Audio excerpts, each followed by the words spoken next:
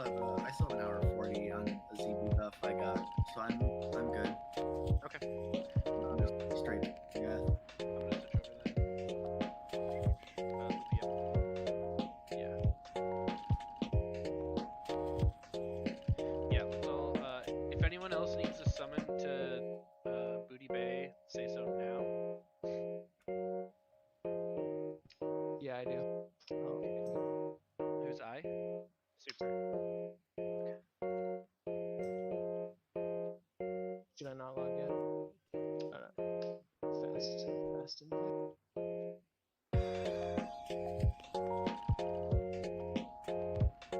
I think it's just you and I then, and then we can drop in here in just a second. If you want to actually drop it now, that'd be fine. This will take 30 seconds. Keep us summons up for them. Dangerous game.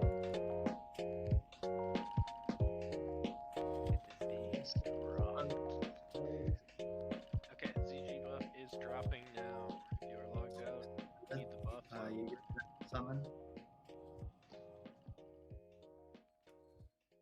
What was that, Rid? You get a summon. I did, yeah. Okay, and super, you as well.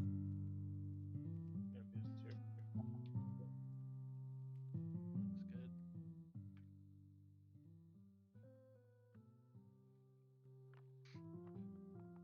Can we summon True Lone Wolf as well here real quick? Yep, dropping now. Hey, what's up with it, guys? Are you fucking kidding me? I just got nailed with an ice bolt from like across the fucking bay. What's going on? Jesus fucking Alliance degenerates out here. Right, Yeah, good. Yeah, it's so much easier to 26 all. Log in just in time, get our ZG buff. Because people can't play nice.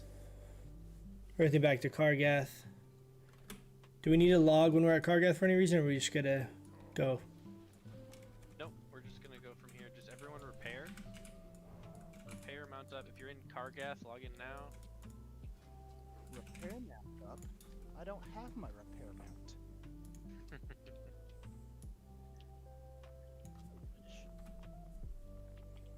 Alright, and then let's start running over. What's up, Plasma? How you doing, man? Welcome back, welcome back. Yeah, get those buffs, man. We're trying. I didn't get everything. We got a few though. We got DM buffs, we got Ani, and we got ZG. Son, you missed And then I the have the Spirit of Zanza flask. Should be good. Should be fun. Oh, Chill God, I night. just remembered I'm a slow boy on this one. Why are the character screens cut off? Because here, I'll show you. Because I actually play on an ultra wide monitor, but I changed the ratio. Like I changed my screen so you guys can see it. This is my full screen. So you see these lines, like this is where it's cut off for what you guys can't see. Being realistic, I have Yeah. every single one of the buffs, so Sometimes I'll play chances are like I'm this. passing. Like the other day we were doing PvP and I'll keep it like this and I move like I can move this over here. Like all the way to the side. I should just jump right off and kill myself so that nobody But else I don't, if I was gonna play this way, I would have this I moved like over that to the idea. right too. It bugs me that it's kind of by itself. But that's the only reason. It's just because my my screen's ultra wide.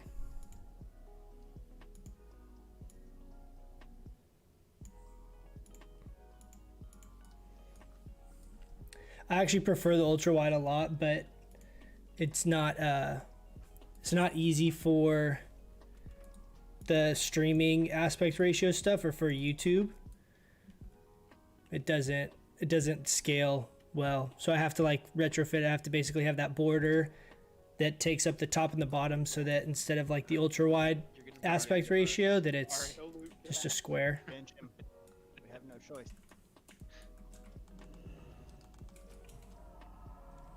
He's my recruit. I'll do it.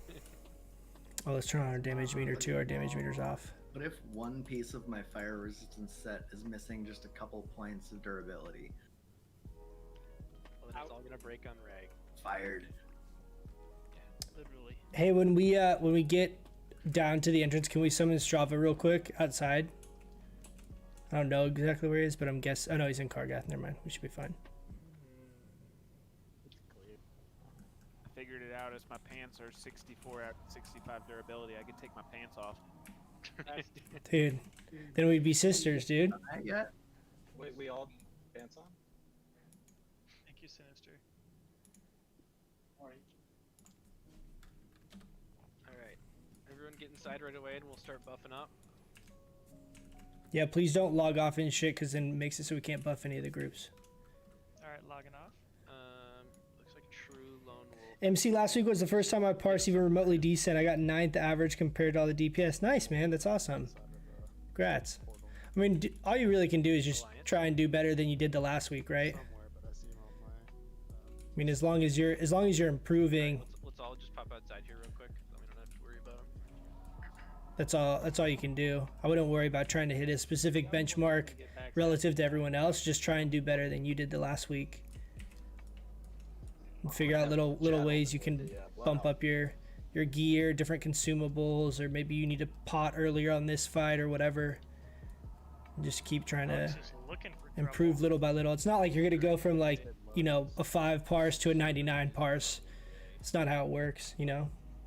Yeah, can You gotta kind of see everyone's squad they're playing with is different too, right? Like your kill times are different than mine, your raid comp, whatever it is. So you just gotta kind of figure it out and just kind of use raid logs to figure out on each fight a couple little tips each week of stuff that you could have done better.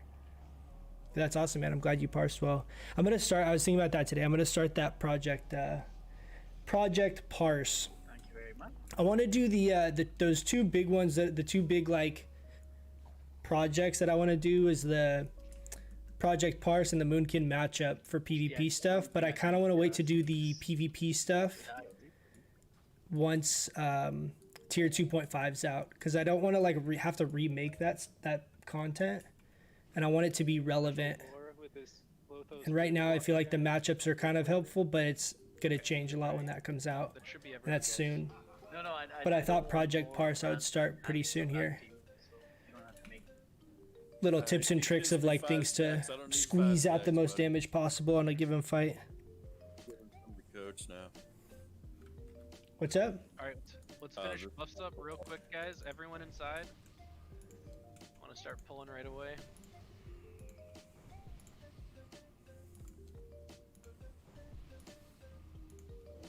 Hey, this is Luke. Hey. Is there a spot open? Yes, I believe there is. Position 9.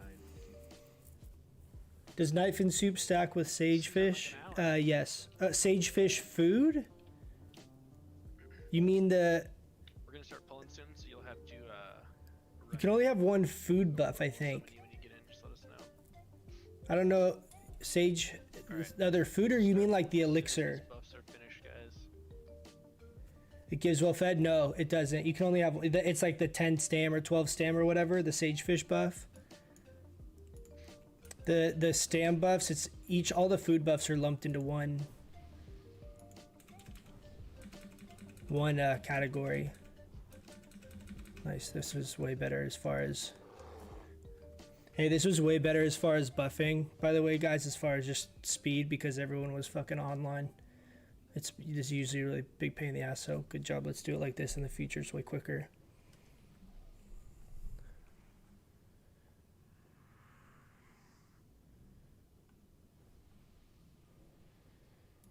I don't like to, just in case it takes up my buffs. Yeah, can I just get Arcane? I have Frost. I usually wait until one goes off and then I'll put one on. Give me 1 sec, guys. I just had a... Yeah, the priest group needs Arcane. Someone wanted to change their software It's real actually quick. kinda Give me a bad. second. I don't have the set buttons. What's up, Claire? I mean, I have the mats on me. Glar, are you talking to us? Or are you talking sorry. to Someone else. How dare you? Alright, just a couple buffs left.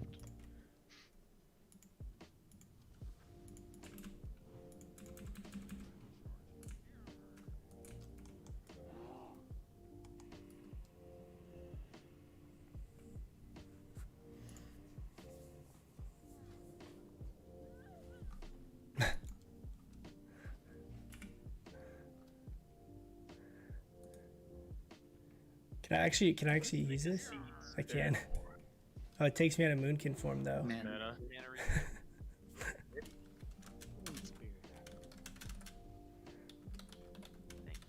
Alright, gonna start pulling here.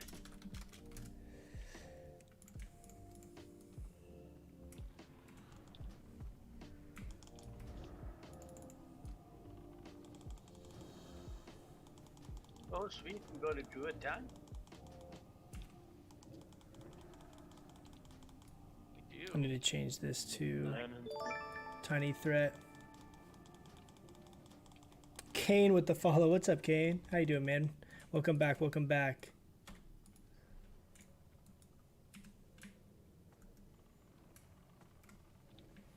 Yeah, so Plasma, sorry, I got trying to mess with the loot stuff there for a second. So the food buff, even though like well fed and the mana regen one are different buffs, they're still food buffs. So you can only have one of them, even though they're different icons. You can only have one of them. I've tried that before, and it overwrites whichever one you eat last. But there's the stam buff, like if you have like ZG buff or like this flask, for example, a couple of things that give you health, you don't need more stam and raid stuff. So Night Fin's good. I don't actually have any on me right now, but the int food is really the most DPS food, the highest DPS food you can get technically, because it does actually give you a little bit of crit. And on shorter fights, it like the value you gain from it's like 150 mana, whatever that is, you get right away. The MP5, the fight has to last a little bit longer for you to gain that same value, right? Pretty negligible, honestly. Either food buff is oops, I didn't mean to stealth there. Alright, let's get this annihilator. Either food buff is good. If you're coming with food buffs, that's really the main thing. Just come in prepared.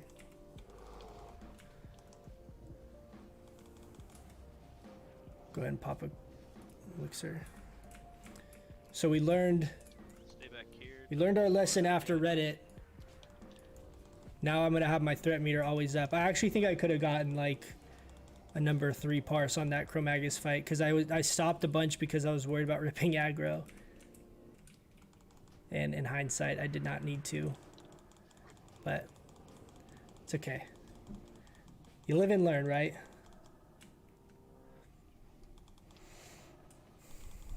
No picture on my Moonkin on Instagram, so I actually am really bad about Instagram.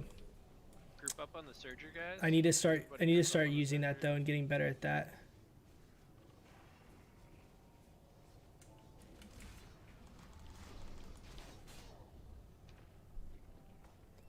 Claymore and Fate.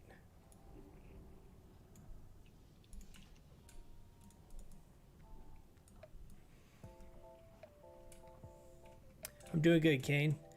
Just chilling. We're just getting we have a lot of alts in here, but I still expect this to be a pretty smooth run.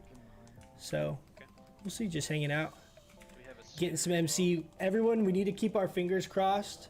Hopefully we get Choker of the Fire Lord tonight. We are currently in first in line if we can get that thing to drop. So that's really what we're looking forward to tonight. Hoping we can get that thing.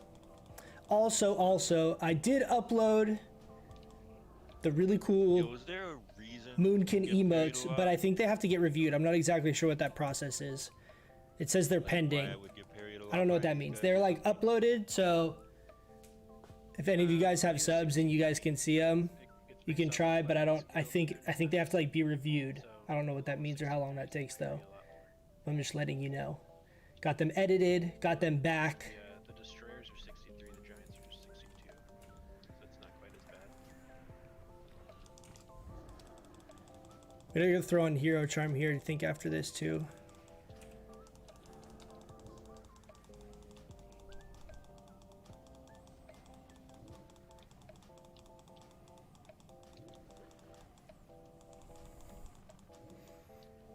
Yeah, save your Greater Arcane Elixir and Night Fin for your actual like hardcore nights. Yeah, I do that type of stuff too, because the normal Arcane Elixirs are so inexpensive, and the difference is pretty negligible. As long as you're just using some consumables, they don't have to be the best like every single time, but every little bit helps. Can we finish off those int buffs?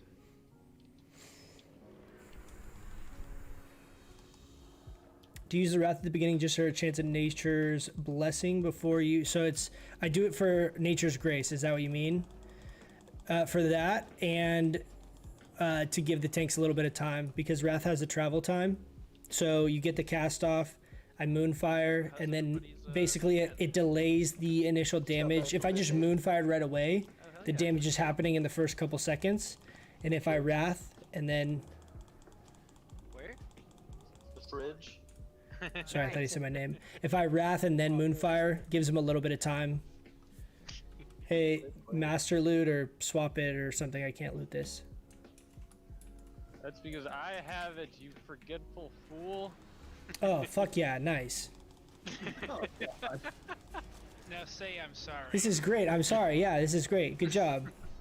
Can we get a summon for Loophole? I asked if I could not do master loot because I'm like kind of getting over doing master loot because I'm always like having to sit there and loot shit. So we got Zub's doing it. Dreams do come true. We tried giving you all that healing gear and you just complained the whole time.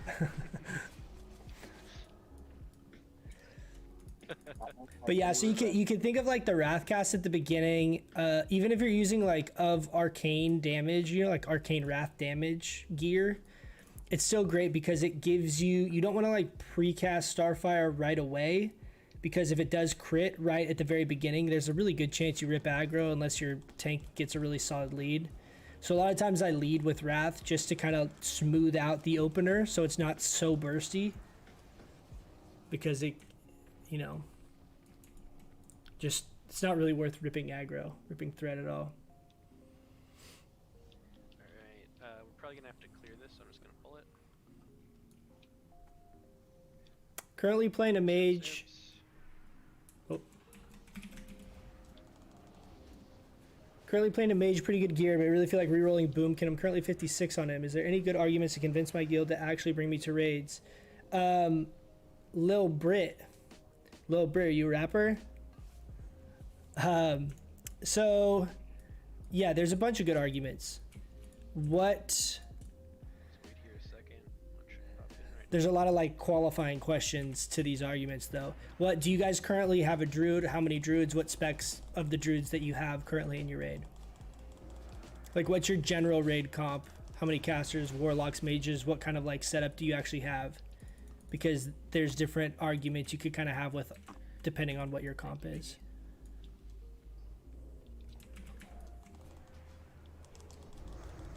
No, I think he's saying his druid's level 56 and he's already got a max level like good geared mage and wants to start playing druid. He or she. I'm guessing Little Brit's a girl, but I could be wrong. I'm gonna pull these ones. Should be fine. True Lone Wolf, just hug the right. Hug the right wall.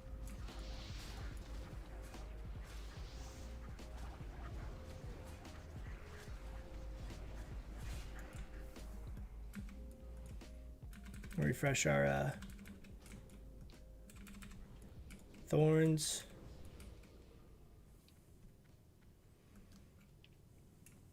Alright, I'm excited to see what some of these ults can do, guys.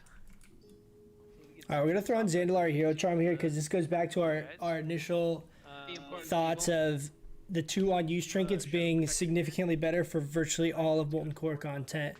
So we're gonna try that out tonight. I'm gonna confirm someone's logging. Dry is on X, Hungry is on Triangle.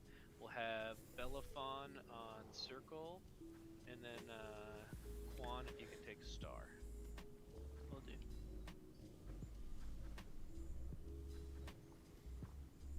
You usually have 2 to 3 druids? Yeah, wow, that's impressive. This is like the most druids I think we've ever had in one group. It's usually just me, or it's me and one other. But we have Belaphon is our mage that's usually with us, Ridcully, so he's on an alt. And then Brawny's a new feral druid that we have. I think warlocks benefit the most from us. Yeah, so Brit, the like short and simple kind of version of it is that balance in this setup I'm running right now, I can heal almost identically to a full resto gear, or sorry, a full resto druid, with the exception of that I can DPS on all the content that we actually don't need heals. So if you're let me think of how to say this like concisely. I DPS 100% of the raids most of the times. But if we have a healer that can't make it, or we have a couple healers that can't make it, or on progression we need 13 healers for a fight instead of 12, I can flex pick that role, and I can literally stay the same spec in the raid. I can heal one boss, and then I can DPS the next, and all I gotta do is just swap onto my healing gear.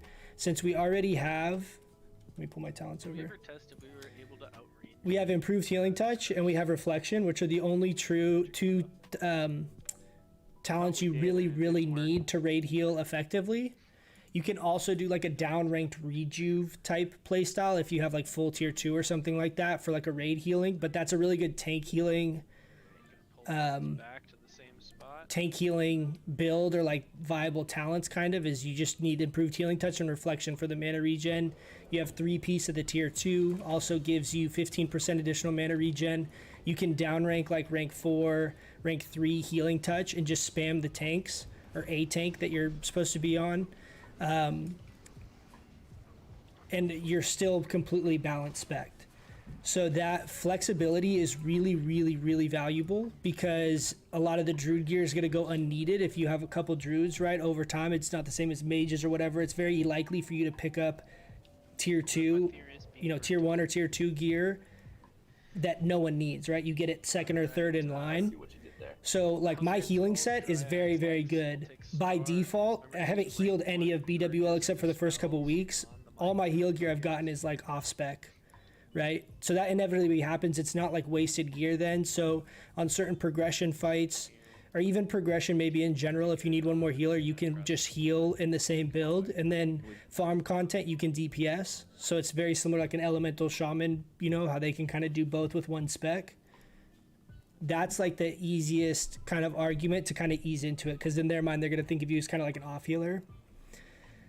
As we get into later phases, currently warlocks gain a lot of value from Moonkin Aura because the crits give them the improved Shadow Bolt proc. Next week, let's try to get Fire mages get a similar benefit once they go fire, like in AQ and Nax, because of the crit and their ignite ticks. Prior to AQ and Nax coming out, the only real like massive increase is really for warlocks in my opinion, and sometimes it's problematic because they already do so much damage compared to other casters they can rip threat. Alright, let's go ahead and pull it. But if you have a handful of really good casters, you can look at it as you have a, alright, here, let's focus real quick.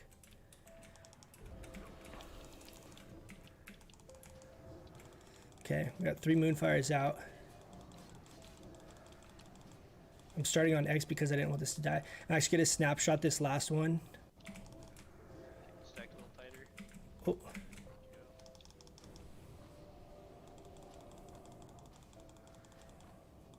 Oh shit, guys, I don't have my fucking raid gear on. A 4% hit in this gear. Jesus. Damn it. That was bad of me. I mean, they only got a couple of resists there, but that 386 DPS? It's okay. Jesus, guys. Come on, guys. You guys gotta help me out here. Alright, hold on. Let me make sure we got the right shit on.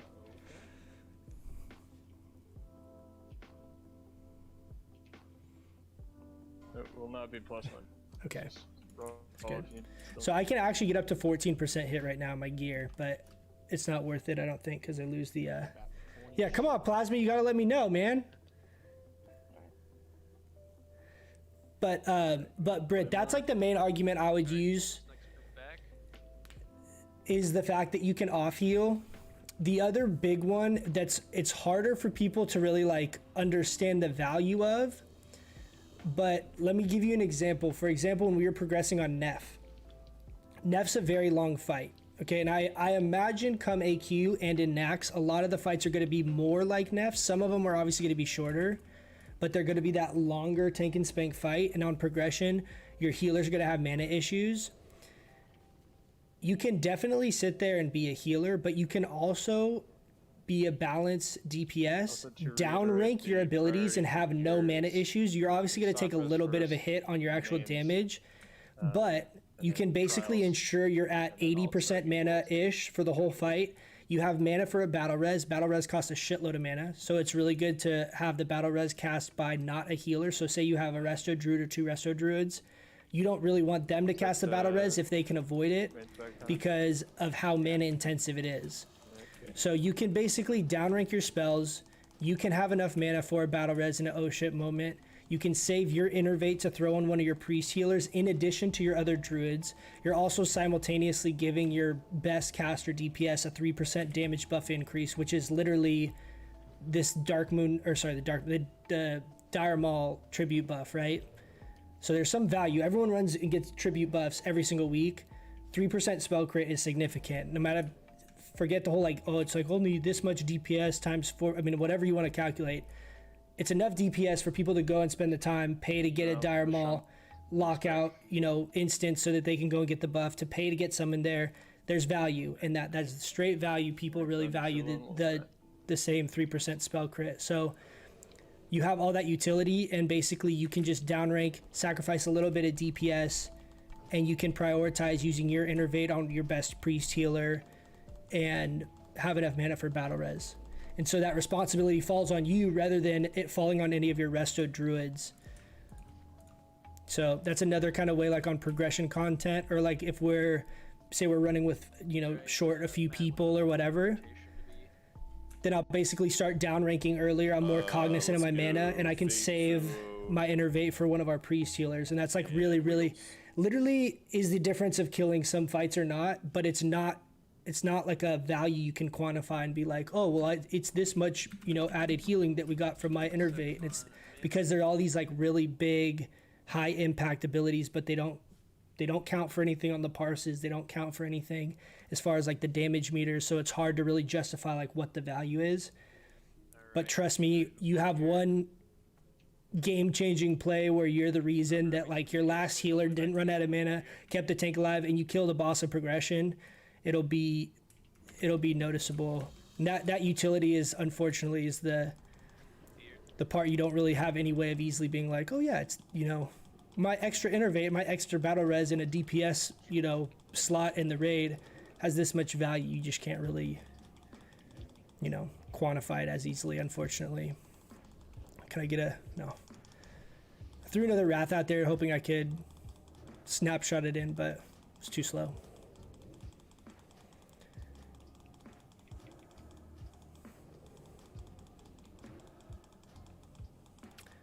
So during Hero Charm here, I'm just Starfire. I'm going to snapshot this though at the end with the Moonfire because we're going to run out of the Hero Charm. I'm going to finish off with a couple more. It's nice though when the fights are going this quickly, like I don't have to pot, I don't have to rune, I don't have to worry about innervate or whatever, so we just got full damage the whole time. That 12% hit, I don't think I missed a single one of those. Eric, thank you for the follow, homie. Thank you. Welcome, man. All right, let's see how we did. It's unfortunate because I have to, my little damage meter is so tiny. 407 DPS, that's not bad. 407 DPS. Glad somebody said the word doubt. I need the hands of the salamanders.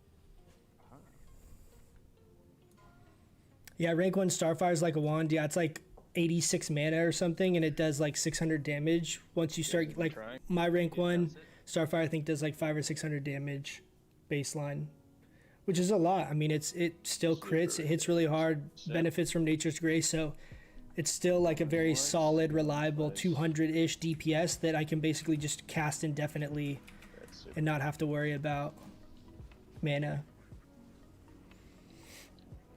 Yeah, Brett, I mean, if you have like other questions and stuff, feel free to ask me, but that's, I mean, there's so much utility with druids.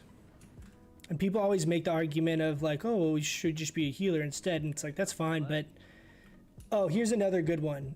I don't know who's responsible for fairy firing, but since we have spell hit, we have no cooldown on our fairy fire, like Feral does, we have actually the easiest time balanced druids do of uptime on fairy fire.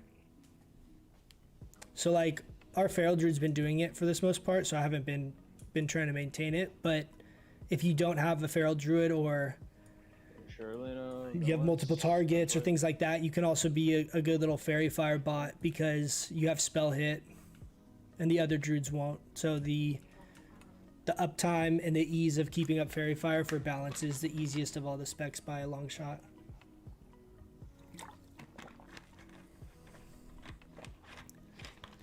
Sometimes I use rank 1 for Starfire and I'm like, oh baby, I know it actually hits, I can do it on this one. It actually hits pretty hard. Let's see what it hits. So this is rank 1. And he's going to 585. Like, look at my mana. 590. I mean, so that's a 1,000, 1,100 damage crit that costs literally like no mana at all. But so you see there, that's my opener is I Wrath and then Toep into Moonfire, which that's actually kind of tricky because of batching. I had to actually make a specific like stop cast, use trinket macro. But I go Wrath into Toep into Moonfire so that it basically gets the Moonfire with the bonus spell power on it, and then I start Starfiring after that. And then because Toep's a 15-second duration, I always have enough time to either, if I get lucky and have all crits, I can squeeze in a full another Starfire. If I don't, I always basically have enough time to guarantee in one more Moonfire at the end that's snapshotted with the bonus spell power. So that's the opener. Just think of Wrath as like extra free damage that you're getting on the pull. Don't think of it as like party rotation, right? Think of it as like, okay, we're counting down, the warrior's charging in, the equivalent is your charge is your Wrath. You're charging your Wrath, and it's just free damage that you're getting in the opener. Trying to get this core hound, I think, so I'm back and grab it. But at the same time, I would kind of feel like a dick if I took example like Netherian's Tear from another caster, even though I wouldn't have any problems with it on my mage. So yes, I totally feel you. My argument to that is you should only really feel like that if you're constantly every single fight getting beat. That might happen at some point.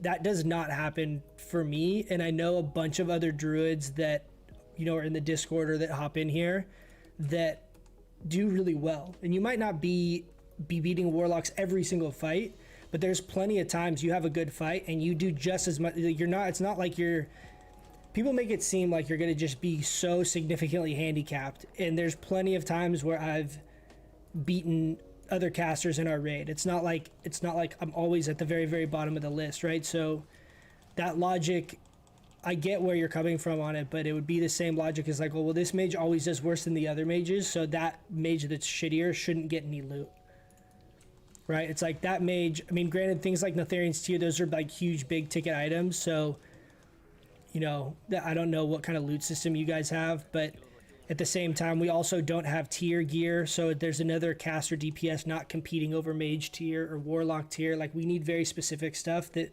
few people need by comparison. So you're like taking up a caster DPS slot but not increasing the need for warlock tier or mage tier because you're neither of those classes, right? What's up, Zeeb? How you doing, man? I'm doing good. Doing good, man. Just getting some molten core done. We can just pick it up. Got a dog on the right. I mean, I think too, people like if you're pulling your weight, Britt, like people shouldn't have an issue with it. There's been more than enough times where I've beat people on DPS, and it's not like I ever get a piece of gear and people are like, oh fuck, like the Moonkin got it. Like, I think part of that's just because our guild's like more like laid back, right, and we're more casual and everyone kind of just has fun with it. But at the same time, like, I also am like world buffed every time I have greater arcane elixirs. Every time, like, I'm always there. I'm always like pulling my weight. I'm never just like, you know, not contributing and not coming to the raid. So I don't know. That argument's a bit of a stretch because the variance in DPS between a geared balance and like a geared mage right now is pretty close, or like a geared warlock. Like Zan, is he in here? Yeah, Zan's our most geared warlock. So it's like Zan, and we have one more warlock named Cormac, but he's not. I think he's coming a little bit late. But those are the two guys that I generally am competing with. Our mages have specific fights that they'll pop off, but like consistency wise, Zan is like the person I'm always kind of like trying to one up, right? So like last week, for example, we were doing Golemag. I was beating Zan the whole time, and he literally just pulled ahead of me at the end. I found out after, because of the logs, that he was padding his numbers because he was dotting up the dogs on either side on Golemag. But it's like, point being, if you're close between those other casters, you provide so much more utility in a lot of ways, and as long as none of them are bitter about it, it's a stretch. You're talking about really negligible DPS difference between a geared balanced druid and a geared mage right now, you know? Grand Skull, Dry on X. I'll take Star. We'll keep it tight. Do you guys have Faps? Dry, hungry. Yeah, as long as you're busting out the whole toolkit and improving, they'll love you. I mean, that's a big thing. As long as you're trying hard, you're itemizing well, you're coming with, you know, full consumes, you're prepared. People can't be that mad. It's not like the rotation's so difficult that you won't be able to pull it off. Got plenty of videos up there for you to watch to make sure you're pulling your weight. If you have questions, you always are able to come in and ask me for stream. There's also a bunch of good people in the Discord that have put up a lot of really, really good information on the Discord. The link should be down below too to that, Brit, if you want to check that out. That's a really, really good resource. Oh, shit, dude. Damn, dude. You get 2 resists. All that talk and I forgot to fucking pop my Fap. Am I in this? Deeker. No. One more Starfire, then one more max rank Moonfire. Just didn't get it. Woohoo, dude. Really, really good.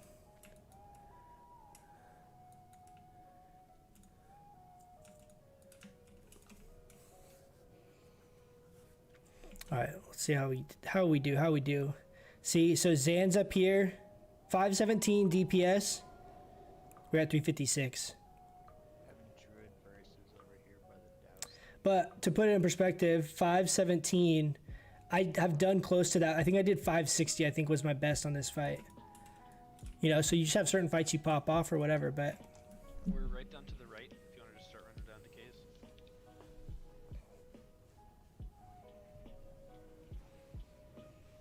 Alright, Robe's going to mad food. First BWL as Moonkin next week? Zeb? Nice, dude. That'll be fun. You have to let me know how it goes. Keep my fingers crossed you get some loot. Yeah, totally feel I've been thinking that as well. We have some people that are allowed to come to raid but are really slacking, but playing the right class makes them allowed to come. I mean, honestly, the parses are a really good way to make that argument objectively. Do you guys log, Brit? That was the main reason we implemented it, because it's easy to say stuff like that and people think it's like personal, right? They get like offended that you're criticizing their shitty DPS, or like you know, they'll kind of slack because they're playing a more meta class right now, so they're able just to like by default pull a little more numbers. But the parses are a really good way to make them look bad, and if you're pulling your weight as like an off meta class, it'll make you look better. Because your guild will know, even though you're doing a little bit less DPS, you're actually doing well compared to, you know, what's currently possible from your class. Oh, that airs during the raid? I think it's Sunday nights. Would you say flasking for the first raid would be The main spec. anything to do or just a waste? I mean, is the content farm for you? Priest get the spells up. I don't know where to stand. Stunned. If the content's farm for you, I wouldn't do it the first couple weeks. So you can definitely do it the whole like to prove your value type thing.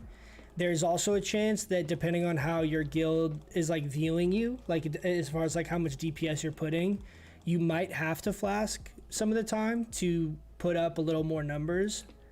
I will tell you from personal experience, you can 99 parse without flasking. a lot of people that are top parsers, like, and that pull 99s do flask, but you don't need to flask in order to get 99 parses. Because I think I've only flasked like 2 times, and I don't think either of those times I got like any of my 99s, ironically enough. But because of Starfire scaling and how much we scale with bonus, you know, spell power, flask is massive. It's huge. It's absolutely huge for us. But I wouldn't do it. I would do it in a time when you have stuff more or less on farm, and you know you're going to be able to utilize the full 2 hours of the flask well. Off spec is an available roll option. We just take them for the guild and sell them for the guild bank. So if you would like these bristers mid spec, or you can buy them from the guild, I should say, for a discount. Yeah, Zeb, hopefully you get some luck on Chromagus. Get some of that woo-wee luck, dude. I really hope we get that luck again, and I can really like push it and see if we could get like a number 1 parse, and that fight would be really fun.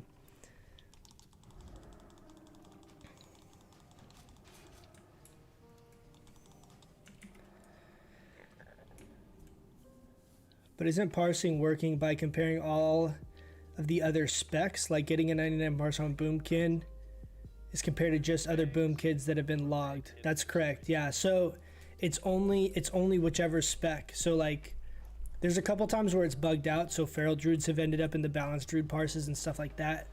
But generally speaking, it should be only comparing you with other balanced druids. But what that shows is, like, say the reason it's valuable, for example, on, excuse me, let's say like Baron, for example, or like Shaz. Shaz is a good example. Shaz, I might do, you know, 300 DPS, and that doesn't seem like a lot, but you can see like on the parses that Shaz is a tough fight for a lot of casters. Mages might beat us because Shaz has like arcane vulnerability, right? Mages might do 400 DPS, but they might get like a 50 parse or a 60 parse on that. And they'll see that, you know, on that fight, even though you're doing less DPS, everyone else, you can only do so much. So they know that, like, at least you're kind of playing within the parameters that you have of like your class, if that makes sense. So if you're parsing high, your guild knows at least you're doing what you can do right now with the current gear and the current stuff that's available.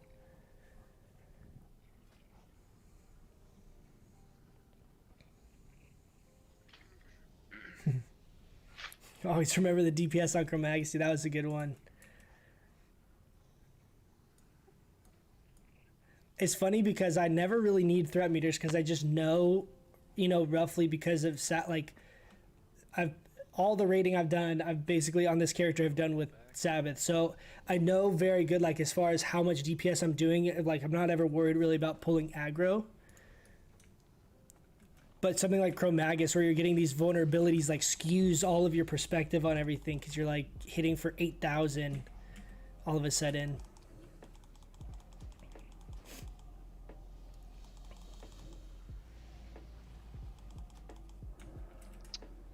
People lagging, or is it just me?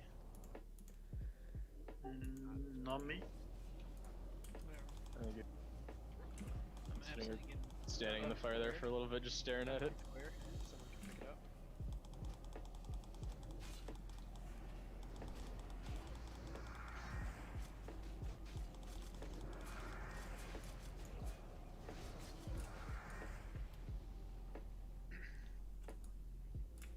I'm so used to having to Let's get ready for loot. everyone's. I'm gonna try to restart my game real quick. Okay, I might shut it down. Everyone's running in place, and the elementals are still alive. True Lone Wolf, have you done this fight before? Your friends are all telling you to use Wrath. I know. It's like I think some other people have some reduced threat, like other casters and stuff. I always am like so worried about it. The thing too is Starfire is such a long cast, so like one Starfire crit is such a huge threat jump. So I always am like super. I love to see the numbers, don't get me wrong. I would way rather see a little bit less numbers and not rip aggro and not die. True Lone Wolf, you have the bomb right now. Where do you go? Exactly. You go there immediately, wait for it to blow up, go all the way into the corner as deep as you can go, wait for it to blow up, and then after it blows up and you come down, then you move back over with the raid. I'm ready to go, by the way. Let's get a distract here in a second. Just want to make sure we get a couple more buffs here. All right, got somewhat of a meeting with the officers tomorrow. So hopefully I remember these arguments. Thanks a lot. Yeah, man. Or girl. Make sure you go. Yeah. No worries. If you have other questions on it too, just come back. Discord's a really good place too, because if I'm not available or, you know, don't see a message or something for a couple days, there's a bunch of people in there that all know their stuff. It's a really good little community. So that's a really good spot. If you got questions, you can get a bunch of different opinions and feedback and input and stuff like that. So definitely use that resource. Hungry, get out. Hungry, Okay, 2 hungry. crits. We're at 60% threat already.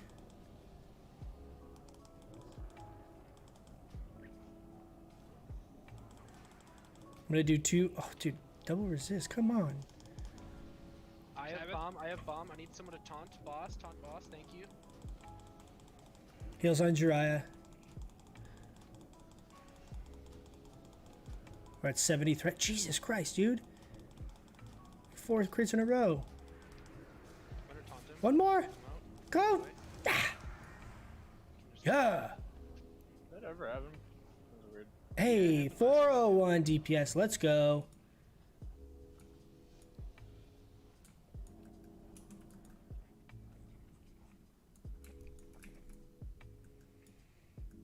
It's like the best loot he can give. Druid shoulders. Whoa, man.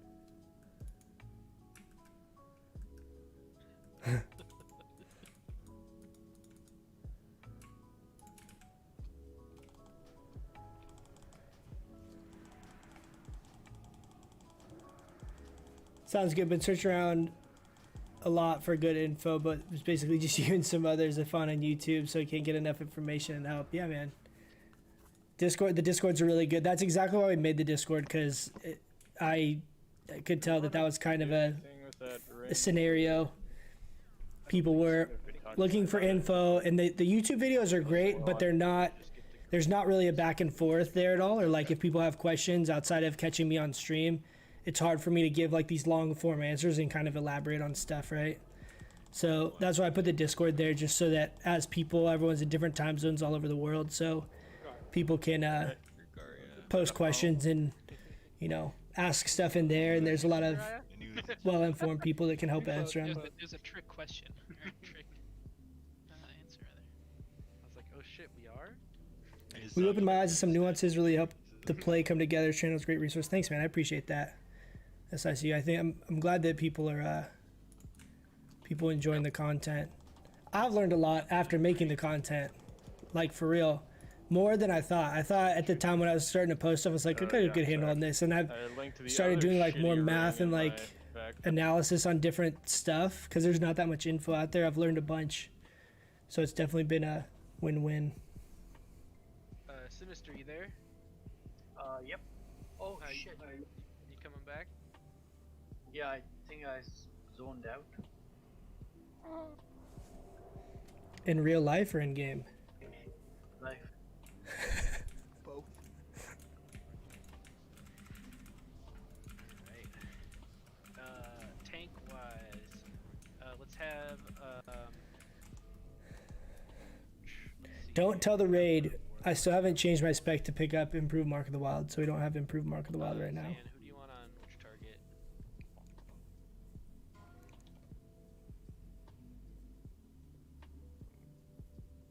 Circle, moon, square, triangle.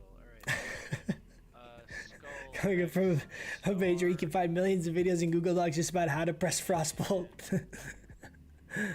Very true. Very true. Yeah, that's I think the part to me that's interesting is the part I've really had a lot of fun with is people initially the whole thing's like, oh, just spam Starfire. I'm like, well, but what about Wrath? Like, what about Moonfire? What situations are you using these abilities, and how can you like squeeze these in to kind of spice up the rotation a little bit and really optimize the actual DPS? And so we figured out a handful of little tips and tricks. Diamond, Quan, you grab skull.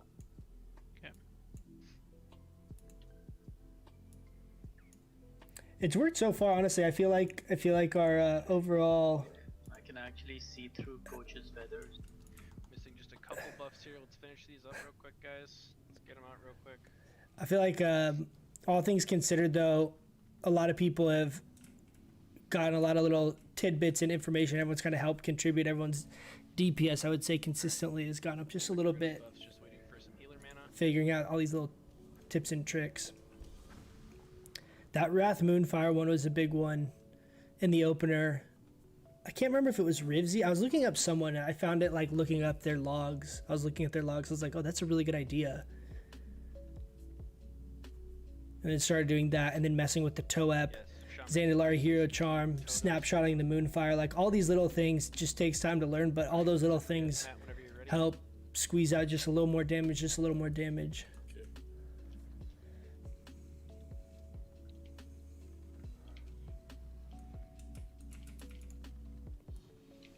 I got fucked on this fight last week because I ripped aggro. So I'm going to give him a second. 4% should be enough.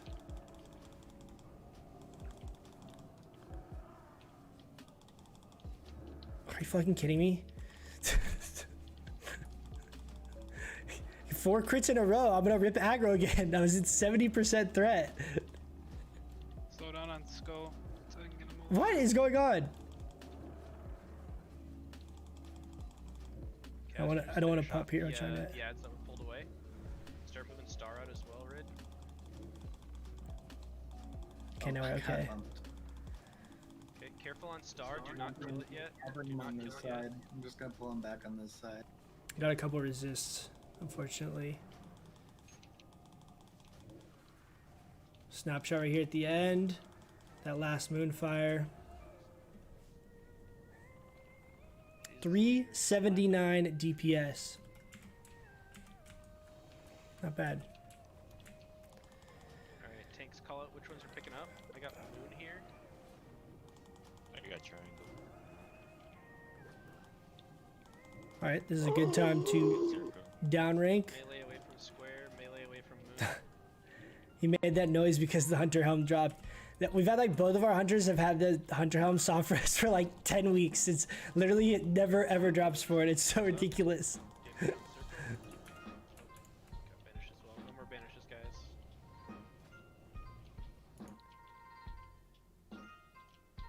Oh, that's right. You guys were really after that. I totally forgot. Yeah. That's like. I talked to Homo. He didn't have it. Nobody has it.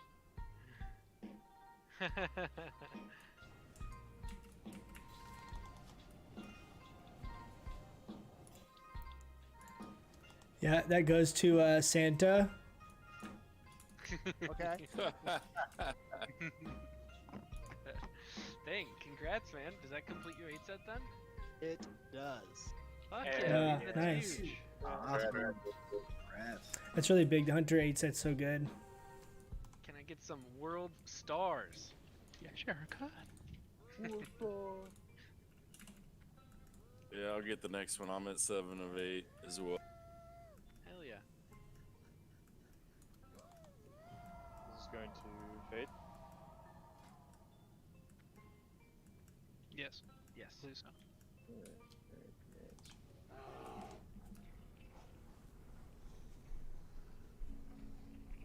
We douse that room.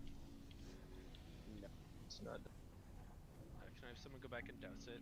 I can go back. Do it. One exploded over there. Should've just done it then. See, so he just got his full 8 set right there. Look at our chat. Everyone just goes crazy with the world stars. I'm gonna pull these guys for just a second. Everybody move up. Make sure you're up here. Alright, pull back. That guild pride.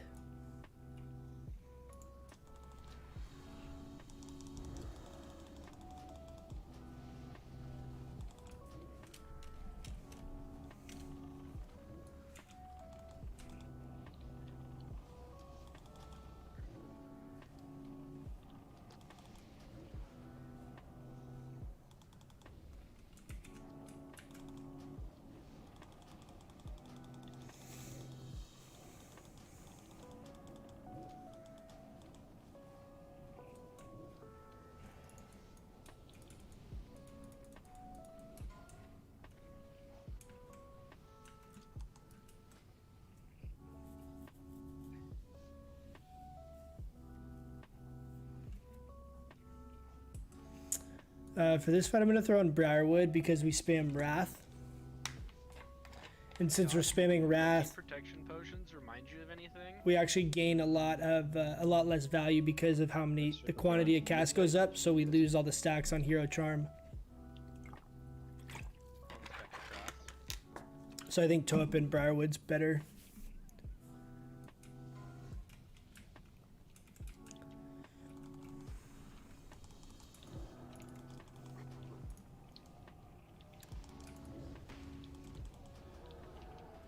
What? Got a freeze built up your core too. What the hell just killed me?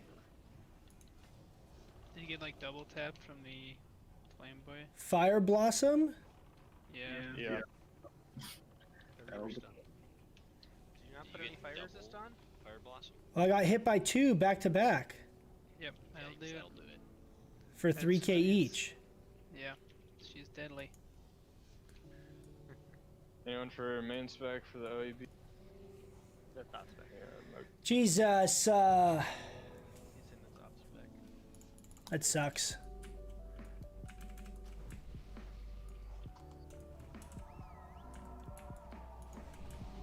okay. Oh.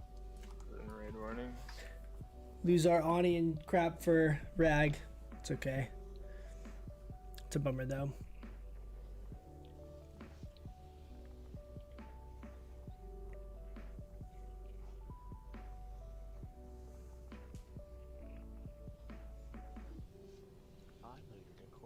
I have to go and look back. I have to go back and watch the VOD. I don't. I literally don't know how I died. I looked down at chat for 1 second. And I came back. I was just dead.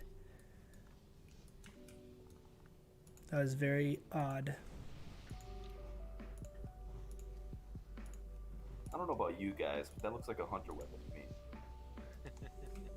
It's up there.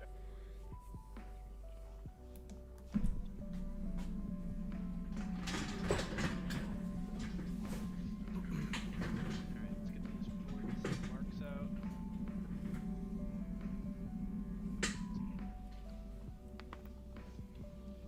Do we have an imp mark in the group? No, not right now. Okay.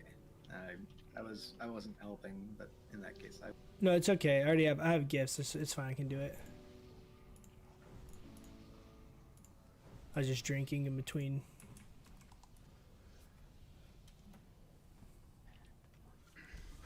Reminder, there's no off spec for this build. Alright, can we get these forts out, guys?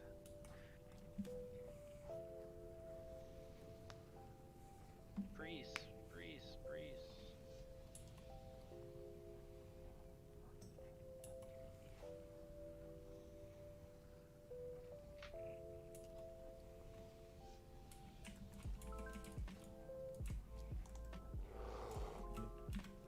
Alright, as soon as we have healer mana, I'll pull back. I'm gonna mark the tanks here.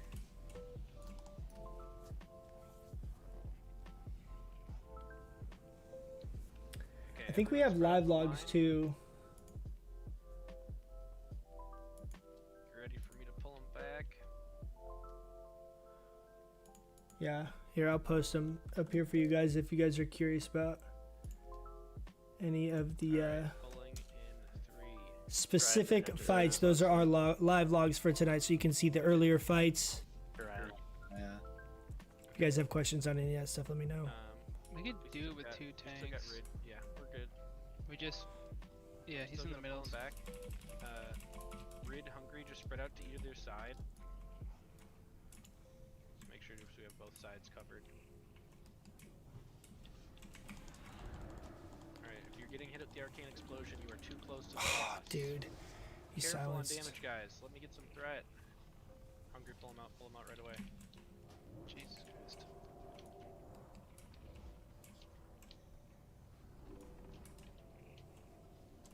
You curse, please. Sabbath needs one. It's decurse.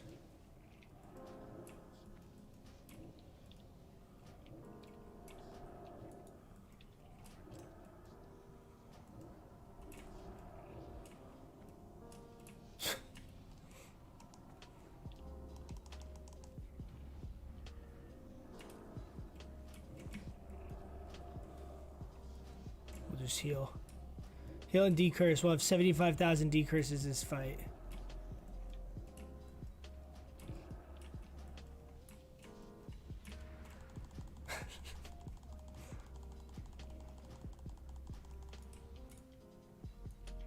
Sometimes you gotta do what you gotta do.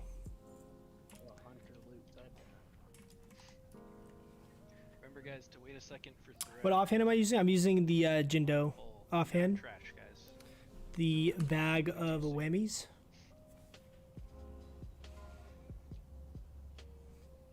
Let's res the dead and rebuff them quick so we can start pulling again.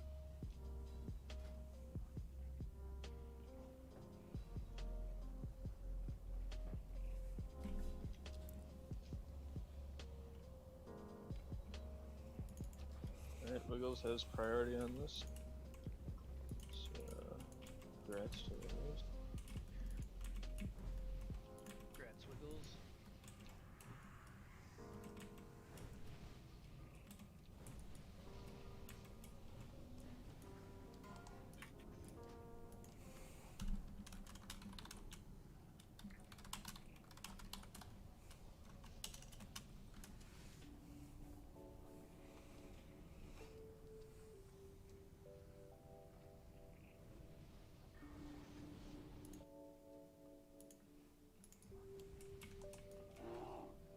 Curious how he did on some of these fights. Let's see.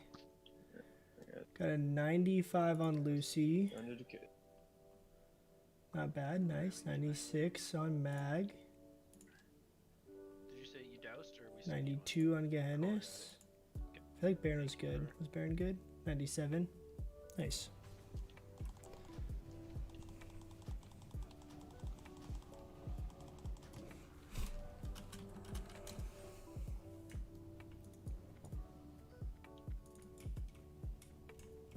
We're gonna wait back here.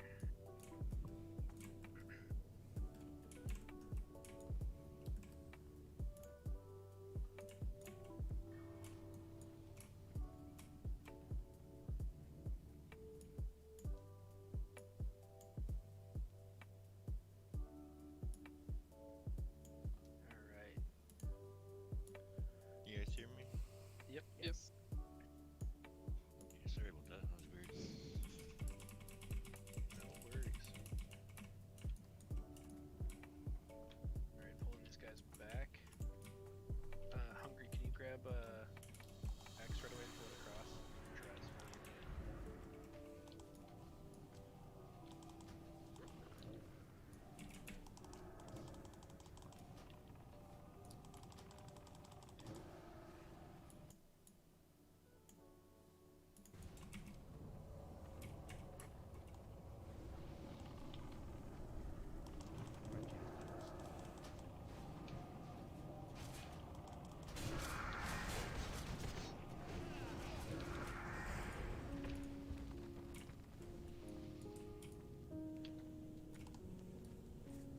Careful with the dog.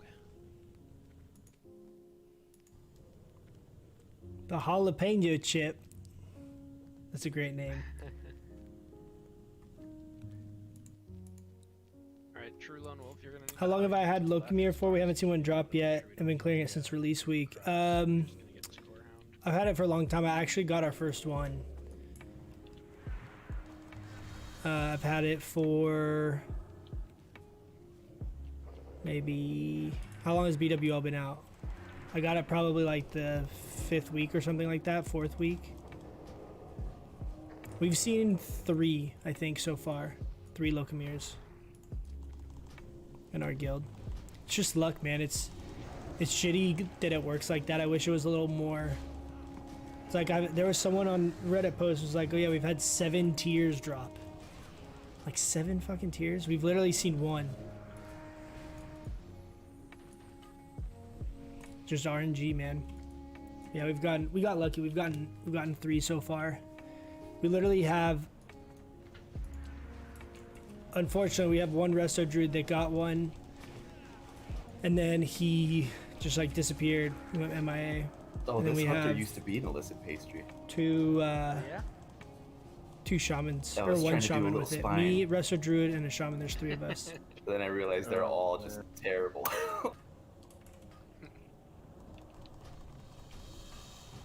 saw a guy in illicit pastry. Play Shadow Priest, can't wait to get one. So I don't know. Yeah, man, it's really good for Shadow Priest. I was talking with our Shadow Priest about it. Strava's our Shadow Priest. And Maybe you didn't get the memo. I was talking to him about it. It's really good for him They have because to you can use the rebrand? offhand. I thought the Shadow Weapon had more damage spell Shadow power on Knights. it. Like, I was really surprised. This only has like what, 60, 69. I thought it had more. I thought it had like 80 or 90. But so it's like a really massive DPS gain. If you get lock and you have the Shadow offhand, that's so much damage. Also, we did ZG Oh, he's on right now. He's in yesterday or a ZG. couple days ago, and we got the hood, the hex hood thing dropped, but I passed it to. I actually won the roll on it, but I passed it to Strava because it's like BIS for Shadow Priest, I guess, which makes sense because you guys don't value crit as much.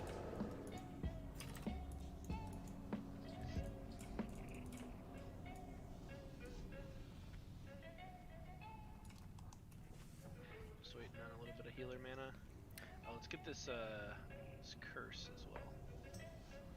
Magic. Shadow Priest typically like the Neff head offhand for the stats. It's just a little less damage, yeah. How In the AV, yeah, both are good. Jindo's probably really good too, right? Looks Because like you want the Curse of spell Junk. hit. It does. Works the same way. But better. It is. Make curse of tongue. Depends upon your player. Can you bring X a little further away? I'll grab square. Free. Thank you.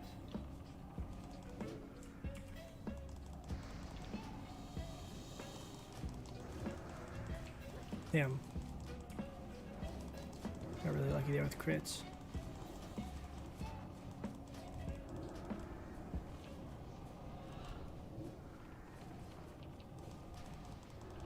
Easy to hit spell hit. Oh, that's right. Yeah, because you guys have the talents, right?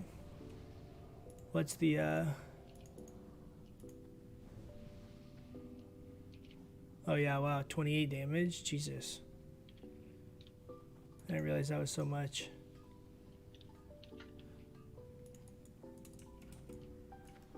That is good. It'd be like a great PvP offhand. We have it prior to like rogues, warriors, hunters, I think, right now. But I'll make that argument in the future. PvP offhand. I'm gonna watch this this dog. Oh, stunned on Moon. Okay, someone pick up Moon. Thank you. I remember one week I literally died to that dot. Like ticking for like 250. Just like Careful, we have the core hound right around the corner.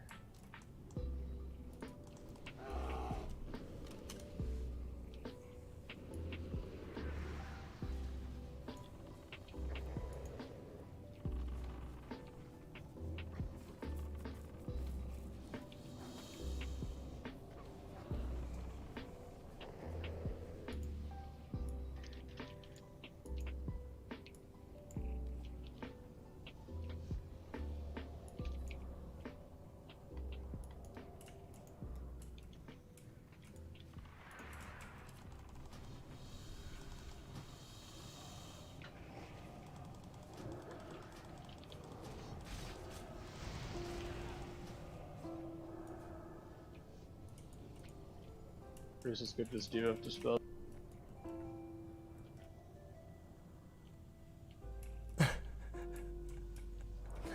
I was eating and couldn't help but yell out no when you died. I know. I feel that.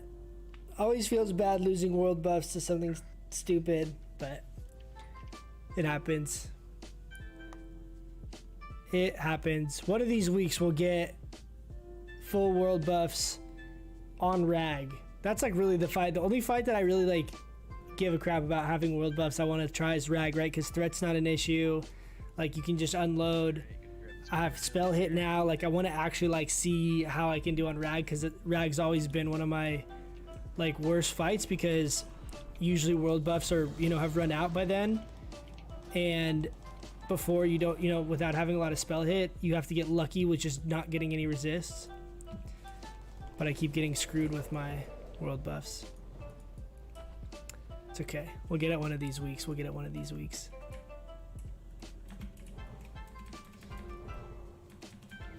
I'll throw in Hero Charm here. Somebody loop around, please.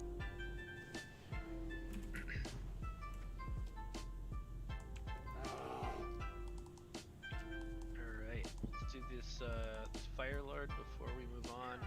Get some rage on it. Let's have... Did you read off the tank parses? I wise. linked, yeah, I linked. I mean, if you want to look at the logs, I can link them again. Yeah. If you're curious. Those are for the earlier fights. That's this raid that we're in right now. It's all live Let's log. have Belafon on Skull, Hungry on X, Jiraiya on Triangle, I'll take Star. Rogues, let's have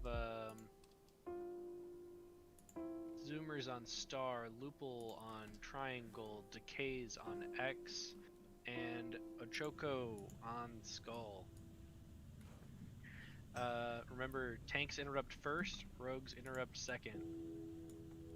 Make sure we get those interrupts off, guys.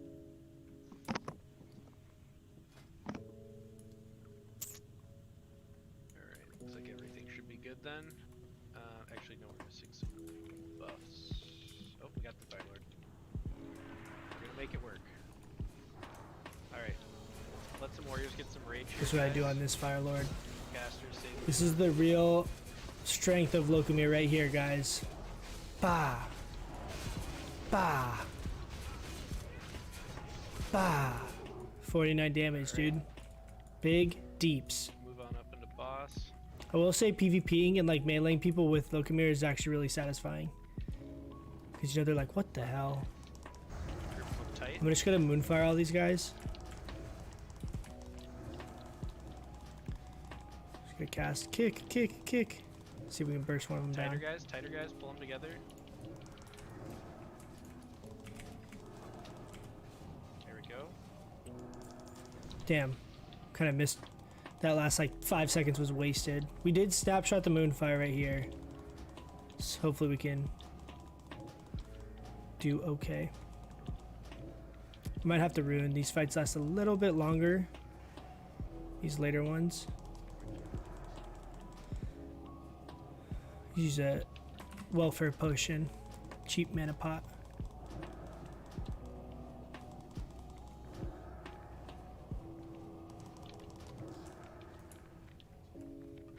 Nice job. Oh, Three- nice. 370. Can we get a doused here, guys? Wow, Hunter run. Cormac's got doused. Thank you, Cormac.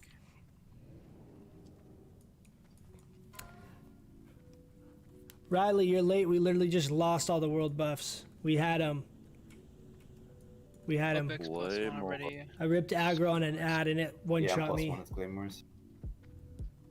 Big, big rip, Riley. Big rip. Rats, dude.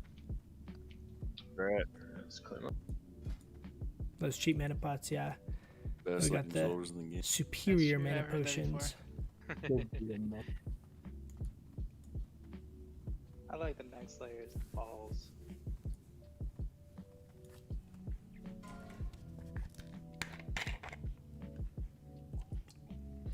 I don't remember those pants. Snooger behind. Spiritual behind us. Bad luck, yep. Yeah, we got caught. Got caught. Hungry's got it.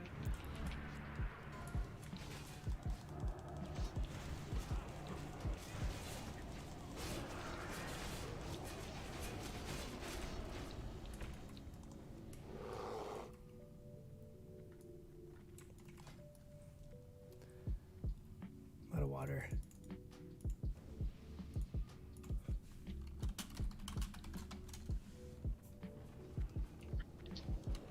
Glare.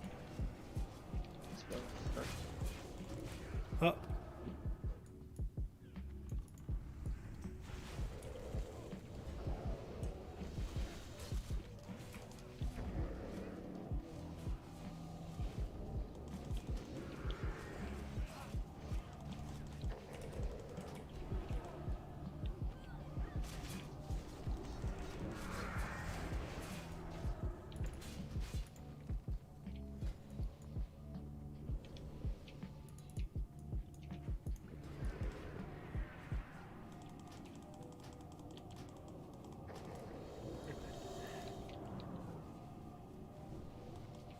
Why is my cast time so slow? It's tripping out. What was that? Let's use this Fire Lord again to get some rage. Let's finish up buffs here first before we pull this one. We need a minute. We also have to dispel everyone. Yep. Let's have Hungry on Skull, Dry on X.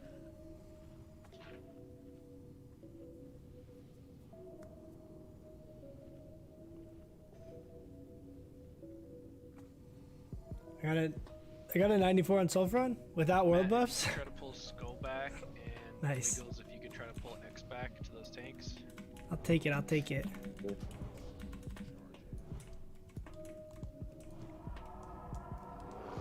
a fort on Brawny. What's up, Nuclear? How you doing? Should be good on Welcome buffs, back, then, bud. Just waiting for mana. Just chilling. Getting some MC done. Keeping our fingers crossed. Choker drops.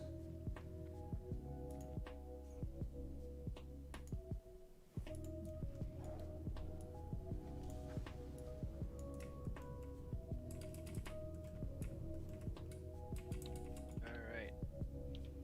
Pulling.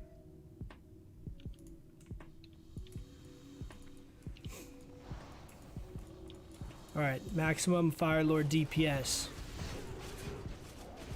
I was unlucky he parried. 69! Dude, I win. That's it.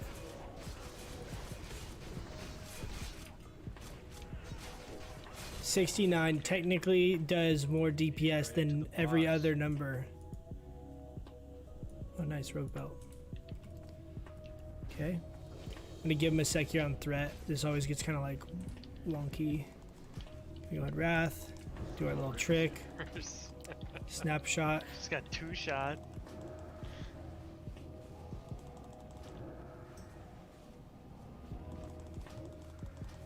This is the fight that the Warlocks cheat and then they pad because they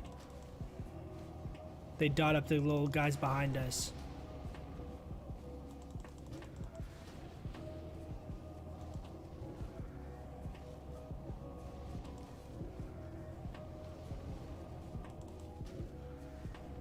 Partial resist there.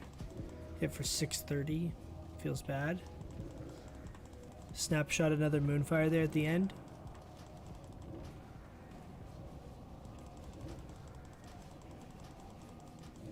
Couple good crits. Oof. Spoke too soon.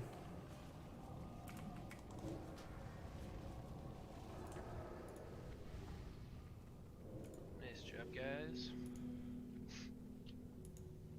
Let's get zoomers up. Hey, I beat Zoomers. 69 at the Logan dude. That's it. That's it right there. Oh, yeah, last dose. 9 minutes up. Someone snag that real quick as we're running up. Thank you, Decays. Time to Moonfire the dogs. I might do that one week.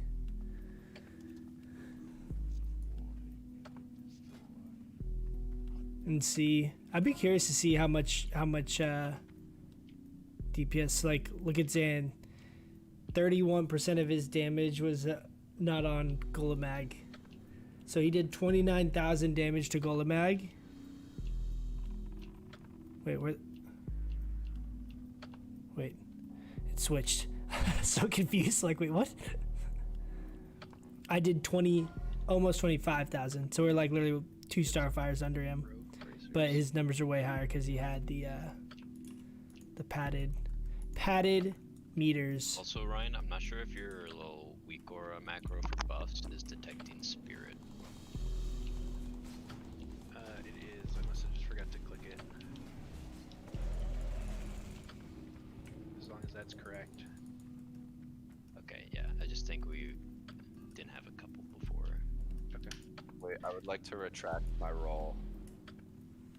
I Okay. forgot I have staff now. Had some crazy Yeah, crits. Yeah, what? we got a couple good crits there on I that. have a staff now, and we'll That never last use fight. it offhand. Alright, looks like we need a tiebreaker aspect roll between Madfu and Nikus.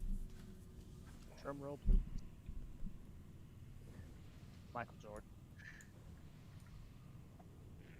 Nick us with the veteran move. Out here rolling Steven Jackson. They had to roll off again. He won with a 39. Alright, missing 2 spirits here.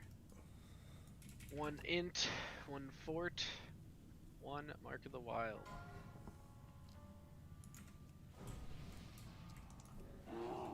I usually don't Alright. buff people that rip aggro on the dogs. Wami Rancid Glar Shara for sheeps. Remember guys to watch for the reflect shield. Tanks here. Quan will have you take boss. And then Rid, you're gonna be on Skull, then Moon. Got it. It's between me and Sherlino. This is going to Glar. He's got world buffs. He's cheating.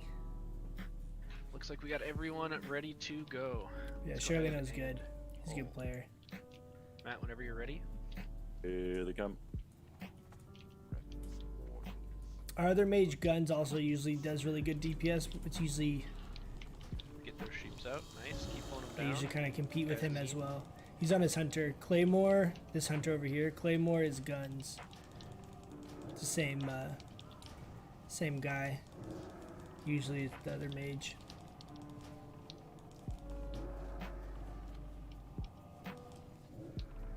Can we get Diamond back in here?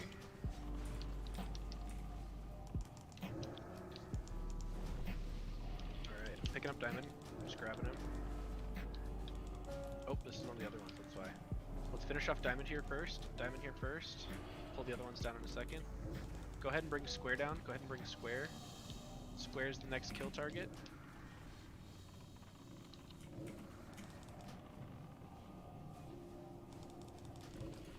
Okay, you can start bringing Moon down.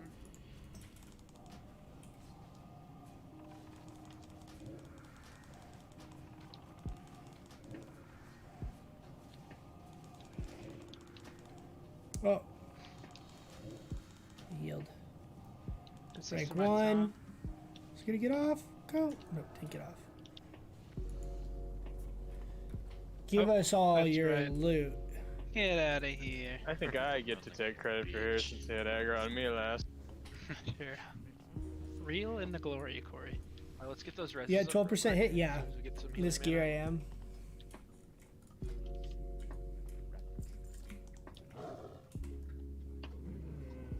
%. 12% hit, and we're at 414 bonus damage. Yes. It's showing like that Is because I have that greater fair? arcane elixir on, so that's why the healing is less. Is that on res? Congrats, that- Ewers. Yeah, I'm sure it's soft resed. So we're like 7 deep. It is indeed going to. Congrats. Who got it? I didn't hear. Puck. Nice, congrats.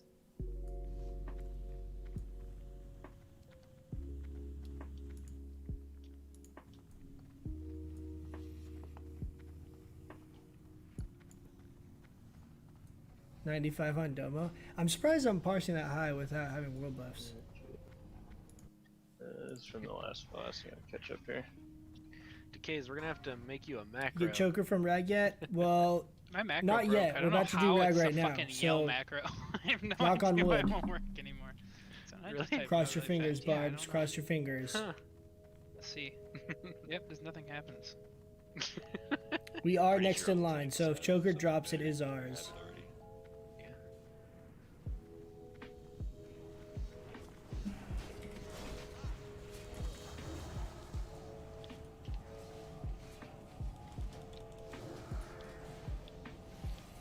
Yeah, once we get choker, Alright, going to bend and thrust. it's basically the only other stuff I need out of raids are Mish and Tier. That's it.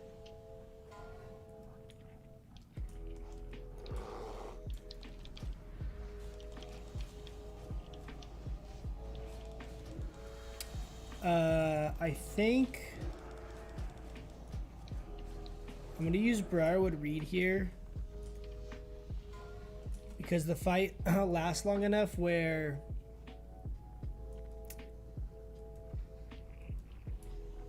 Where Briarwood Reed. Icor, that's your full tier 1 for that? Damn it. I'm trying to think. I'm thinking if I get knocked during Zandalar Hero Charm, it's pretty scuffed, and I feel that that's a pretty high chance that that happens. So I think Briarwood Reed's a better call here, just because I can toe up in the opener. Pretty unlikely that we get knocked in the first 15 seconds. But then that way we still benefit. The fight's long enough where basically Briarwood Reed, even though if we get that spike from Hero Charm early, the fight lasts long enough that Briarwood Reed basically catches up.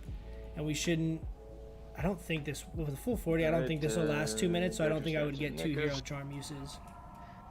That's awesome. We get the 8 set. That off spec. Can I get a AI again, please?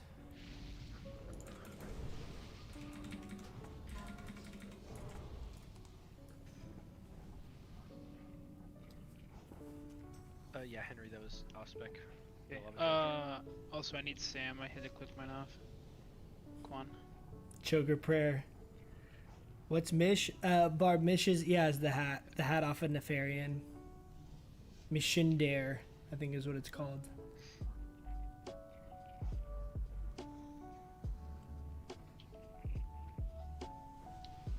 Maybe mana regen. So this fight, I'm gonna use. I have a. You guys can't see them. It's off screen for you guys, but I have my major mana potions. You can see the tooltip right there, and I have my demonic rune.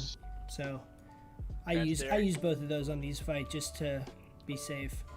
Congrats.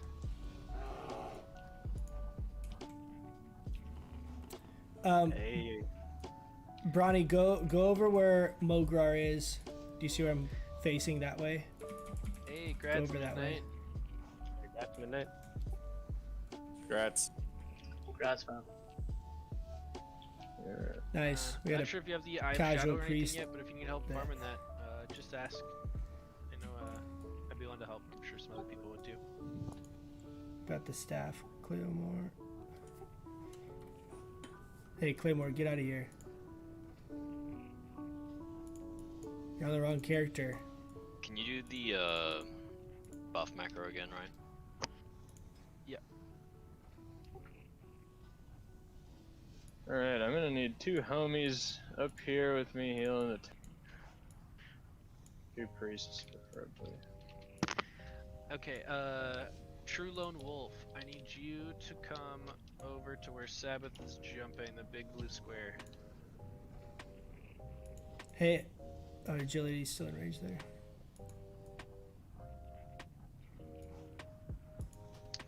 So on this fight, Reg's gonna target anyone with mana, and he'll shoot a fireball at them, and it'll knock everyone away from them. So we put in-hand shamans here because you do not want to be too close to the tanks over here because you'll launch us away, and then people will die. And you don't want to be too close to the melee because it'll launch them away, and then they can't do damage. Oh, bet go over to the left more, so you don't launch us. So let's see here. You're gonna want to True Lone Wolf. You're gonna want to drop your totems here so they can help the melee group, and then immediately come back.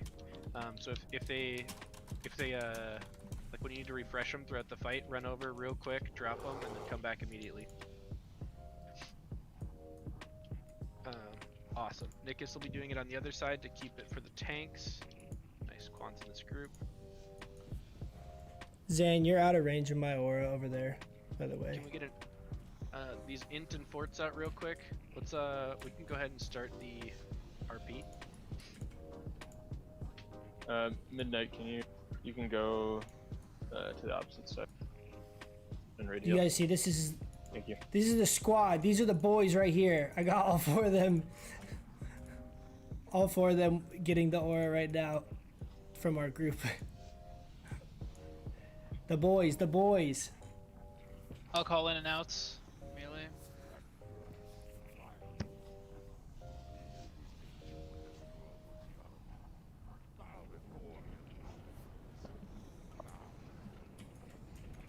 There are times we're definitely not giving the buff to your group. I know you got to be kind of aware of it, but I mean, we do this. It's the same thing every week now, so it's everyone just default runs to the same spots every time. Used to say the But same it's thing really in high important you school. make My sure your mom group would is wake me close up to you in for school, I'd be proximity like, because it's "Too only soon, the radius is not that big. You've awakened me too soon. Henry, now it's time to get All right, guys. Go. Fingers crossed. It's Fingers Saturday. crossed. Posture check for this one. Beautiful day outside. 10 seconds.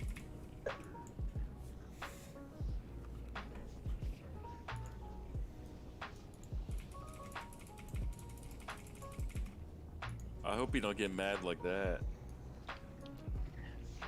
I fire blast my mom. That's toxic, bro. Melee in. Careful and thread early melee. Okay. You should be okay now. Ruined right there at the beginning. I'm not actually gonna snapshot. I probably should have snapshotted the moonfire there, but our other moonfire just got knocked off somehow. I don't know how. Breath. Melee. Melee in. Jesus Christ, dude, he's dying so fast.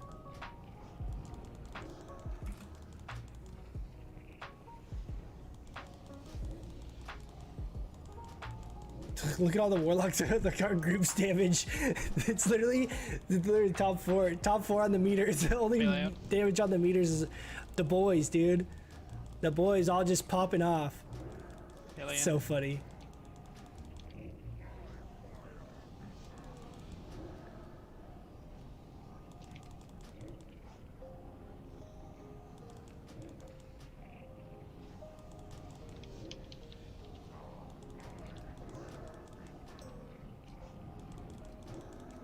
Melee in. Getting kind of lucky with some crits here. Two, nice.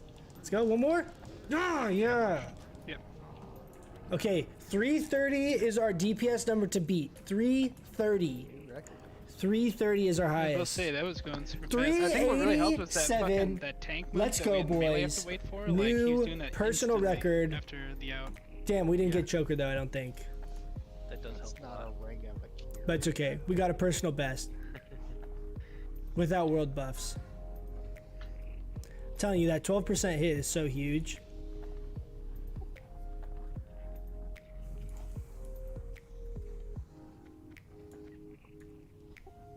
$387 is pretty decent on that fight for balance though. Especially without world buffs. Is that it for tonight? Surely no. Double trinket drop incoming. Jesus. This trinket's actually pretty good for I was gonna do a video on this. You can do run-throughs of the lower level dungeons with that trinket, and if you have improved thorns, it's actually pretty effective. It's better than I thought it was gonna be.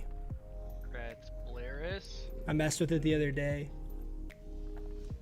Was it the trinket? Yeah, it's trinket and cloak. Trinket, cloak, and then we got Oops. I mean to do we red got check. rogue legs, I don't and know we what I'm ready got for, but I'm mage ready for it. legs. Sorry. Also, that No probably really for mucked NXT. up. 97 on rag. Yes for loot, no for back. Lupo had a 92 in the middle of all that, by the way. Yeah. Number one parse. You're saying like parse as far as like who got the highest parses in the raid. I usually top our parses. I usually do best as far as parsing, but I'm also like really geared off meta spec, so it's kind of cheating a little Now bit. the real meat of the drop. Meta potion does the sit graphic. I know. Does it do that for everyone? I've only. Is it? It's not like a Moonkin specific thing, right? Is that past the pants again? I know. Come We got on, unlucky please. Barbs. Unlucky with the loot. It's okay. We'll get it next week. See you next time, Barbs. See ya. Thanks for stopping by. I appreciate it.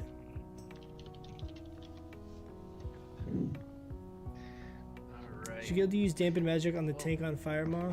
Thank you guys, I don't think so. everyone, for coming tonight. I don't nice know, job. to be honest.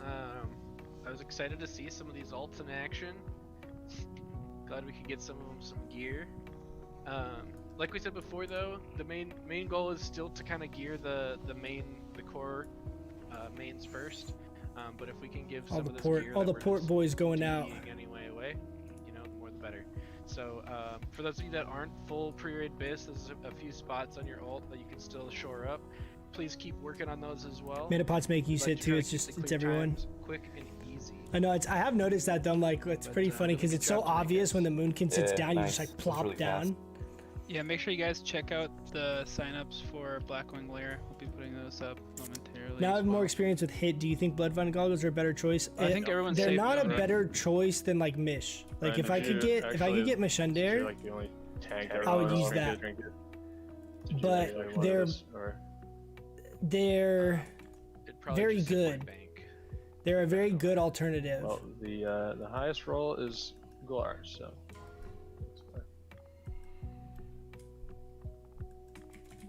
Yes, everyone, please remember greater fire protection potions for Vale. If everybody has 2 of those, she will die so quickly. There will be no raid healing needed. They took away layering on our server. You see how many fucking people are in Ogremar? This is like not busy, just random Ogremar time. And there's already just That's only like 14. Ogremar gold. lag because there's so many fucking people here walking around. Depending when you buy 'em.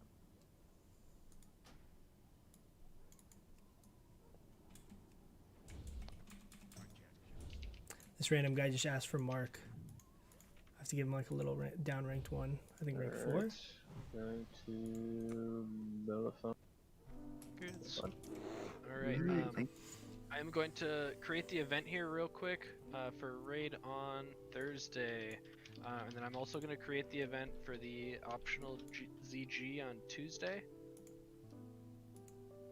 So if you get a chance, please sign up before you One take sec, off as I'm today. listening to what they're Remember, saying, guys, and then I'll catch up with especially chat you here guys, just one remember that invites go out at 8 server, so please be on ahead of time. We hope to pull at 8:30, so we want everyone in there by 8:15 if we can. Hi, everyone. All the mages are gone. I know. it's like Say, how do you guys get out of Molten Core if all the mages leave before you? I don't know what to do now. Looks like I'm going to Moonglade.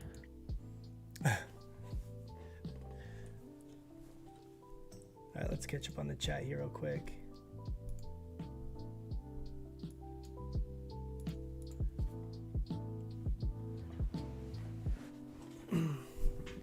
Awesome job, played well. It was a pleasure to see how you approach MC. Nice, man. I'm glad you enjoyed it.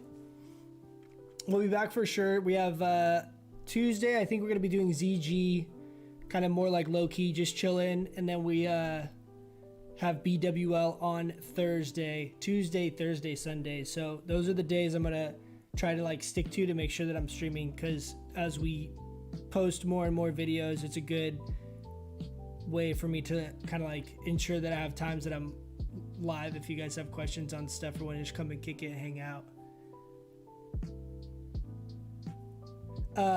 So Nacho, back to your initial question, do I think Bloodvine goggles are better? I don't think they're better, but I really like 12% hit. So we got, like, for example, we got the second ZG ring. So we have a ring set up that we could have 3% hit on our rings if we wanted to. We have a hit neck piece that we can, sub in if we needed to. We have our hit shoulders that we have if we get Mantle of the Blackwing Cabal, right? We have some options.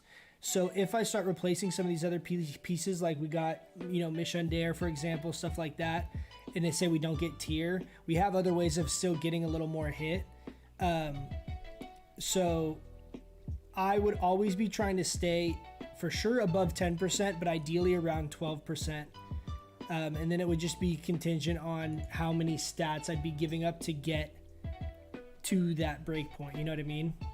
But I find that 12% hit feels way, way better. You definitely still have times where you get some resists, but it's much, much, much less, and it's very obvious. It just feels way better. Oh, dude, we just got an invite for PvP. You guys want to see some PvP? I was gonna turn the stream off, but Then I do a couple BGs with these guys.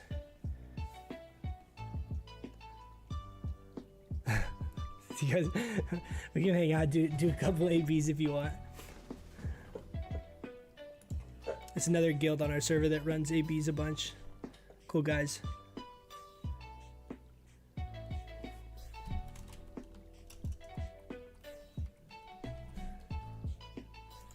Okay, hold on. Let me tell them.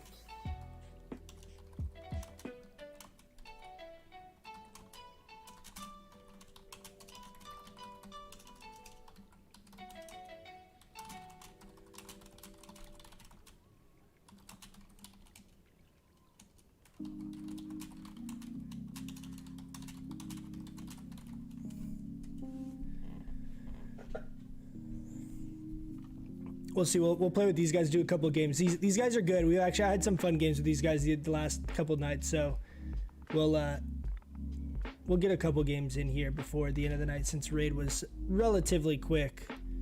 How long? It's pretty short. It doesn't tell me how long I've been streaming. Pretty quick though.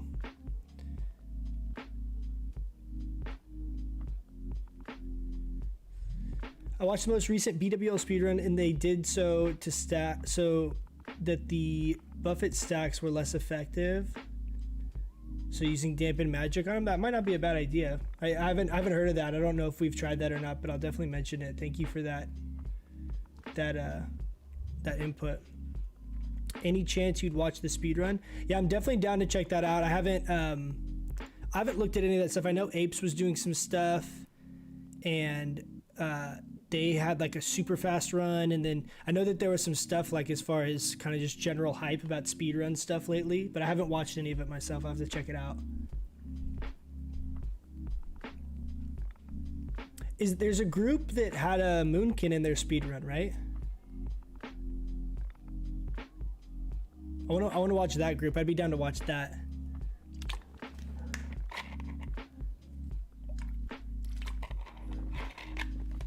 Would you still say goggles? Sorry, I'm getting caught up on chat, Nacho. Would you still say goggles and the Hexer's cover are fairly even in DPS? Yes. Well, yeah, for boss content, not trash. Yeah, exactly. So I would say, depending on what other gear you have, is what I would use. Both of them are very, very, very close to where, like, I wouldn't pick. The only reason I'd pick one over the other is, like, for me, for example, I have a lot of hit already. Like, I've gotten Bracers of Arcane Accuracy. We have Jindo's Offhand. Both of my rings have hit. Like, we've gotten lucky with the hit pieces, right? Blood-tinged gloves. If you have all of those, I would say the Bloodvine goggles are less valuable just because you're already at a really good chunk of hit. If you haven't gotten all those pieces and you're at 5% hit or something like that, then I would prioritize Bloodvine goggles just because it feels so shitty getting like 4 misses in a row. It's a personal prep playstyle thing. I mean, at the end of the day, there's like what it feels like to actually play the class, and then there's optimal max DPS. But the reality is that your optimal max DPS, despite the fact that you can be itemized perfectly, has RNG to it. Like, if you have to get some crits, you can still get unlucky with misses. So like, you kind of just have to kind of play for what's going to give you the most effective, or like the best results, and going to be the most enjoyable for you to play most of the time. You can't account for everything, you know. But that's, I would try and get around 10 or 12% hit, and if that means you have to sacrifice that, you know, the damage from Hexer's cover until you can get a couple other pieces with hit on it, that's what I personally would do. I, at this point now, with all the gear that I have, would not put a gear set on that would have me lower than 10% hit. Just my preference, though. You could make the argument like stuff might sim technically a little bit higher, but just those scenarios where you get like Starfire and Moonfire miss at the same time, like that kind of stuff just sucks. I hate that. Was like my least favorite part about raiding or like doing PvE content, is you have both of those miss. You're just like, Jesus Christ, that's a huge waste of mana, huge loss in DPS. It just feels really bad.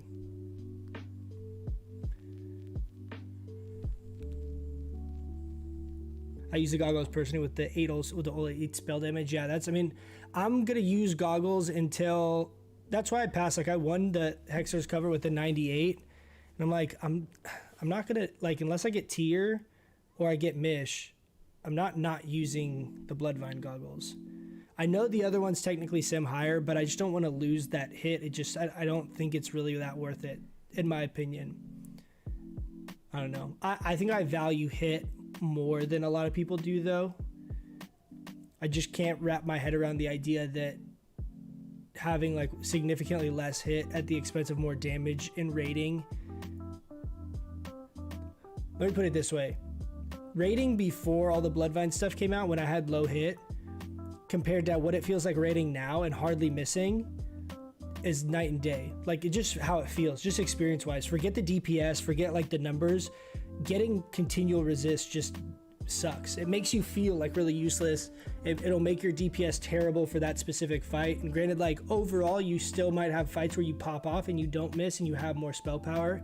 But I prefer the consistency over the like, you know, the big spikes up and down type stuff. I don't know if that makes sense, but I think the DPS is negligible, and I think the only way you could actually compare the real DPS is having fights where you have 100 casts in them. Otherwise, it's not, you're not realizing a full 1% of hit or 1%, you know what I mean? You're not realizing that full value because you're not getting enough casts off in these shorter fights. Big Rivsy, you're only rocking 9% hit.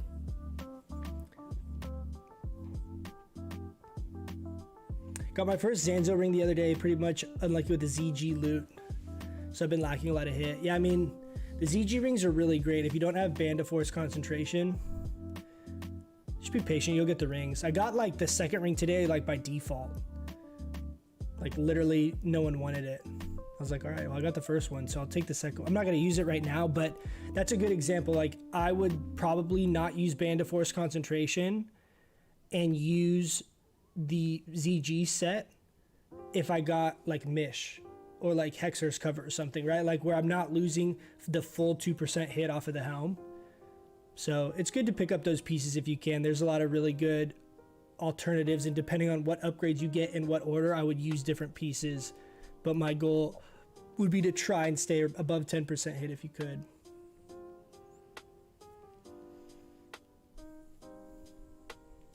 You have Mantle and Choker.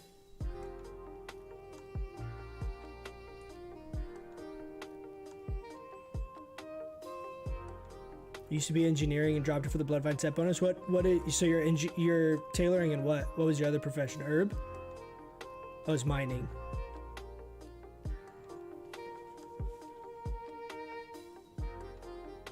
It's easier said than done, I know.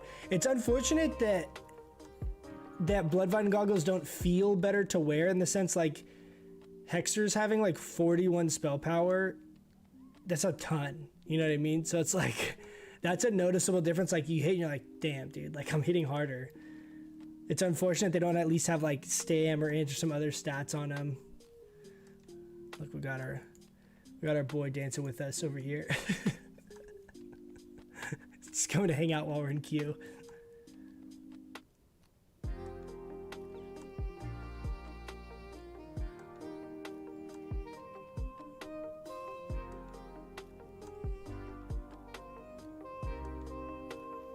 Yeah, number one BW all time, 20 minutes. Jesus, that's insane, dude. Yeah, you had 0% hit before ZG.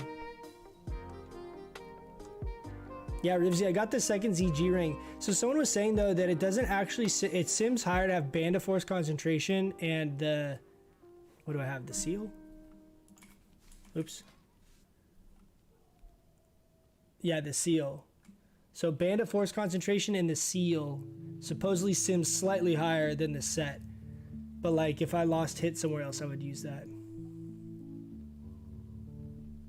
I'm PvPing, Big Psych. We're PvPing. Here, we can pull back on this so you guys can see. I don't know what the queue is. I didn't look yet. Queue, we got another 9 minutes in queue. 9 minutes in queue.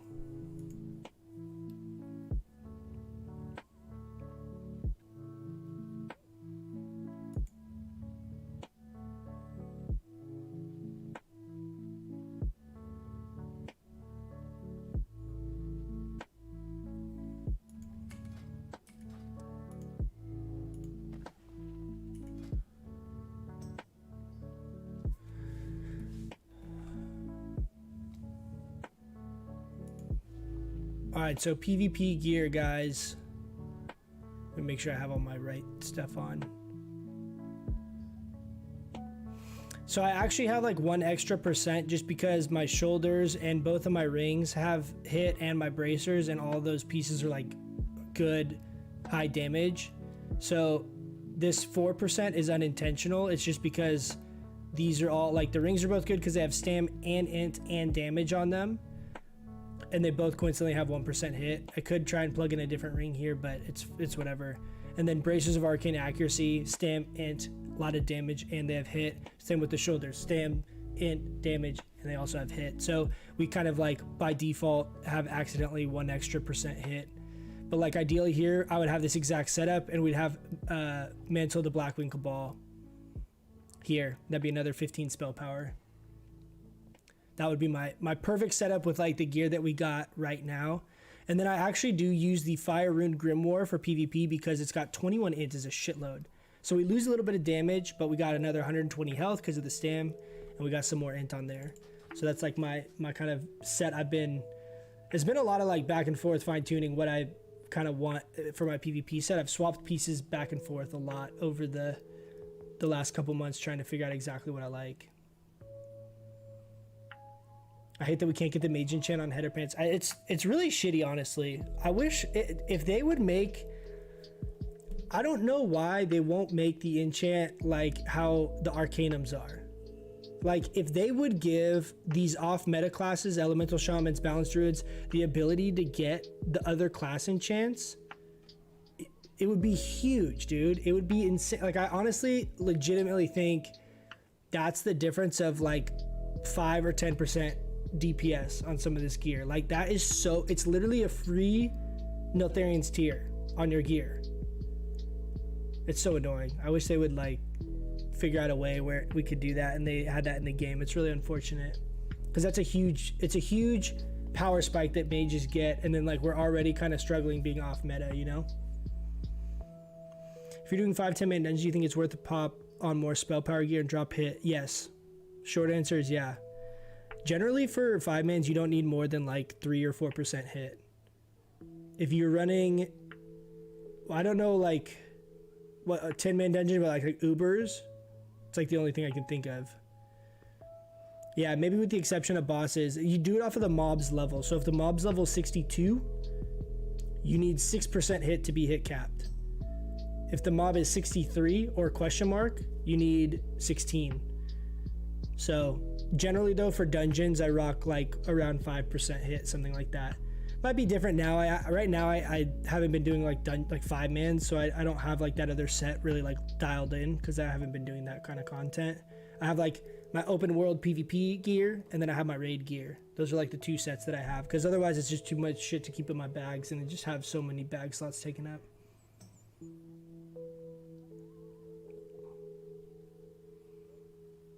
Would you be able to show how to sim? I mean, there's a Nacho. I don't know what as far as like simming specifically. There's just the stat weights that you basically would attribute to each item. There's a couple websites you can look on the. I think I pinned it today or yesterday in the theory crafting channel in the Moon Kings Discord. There's a site you can use there that has stat weights at the top. It'll tell you what stat weights it's attributing to each stat.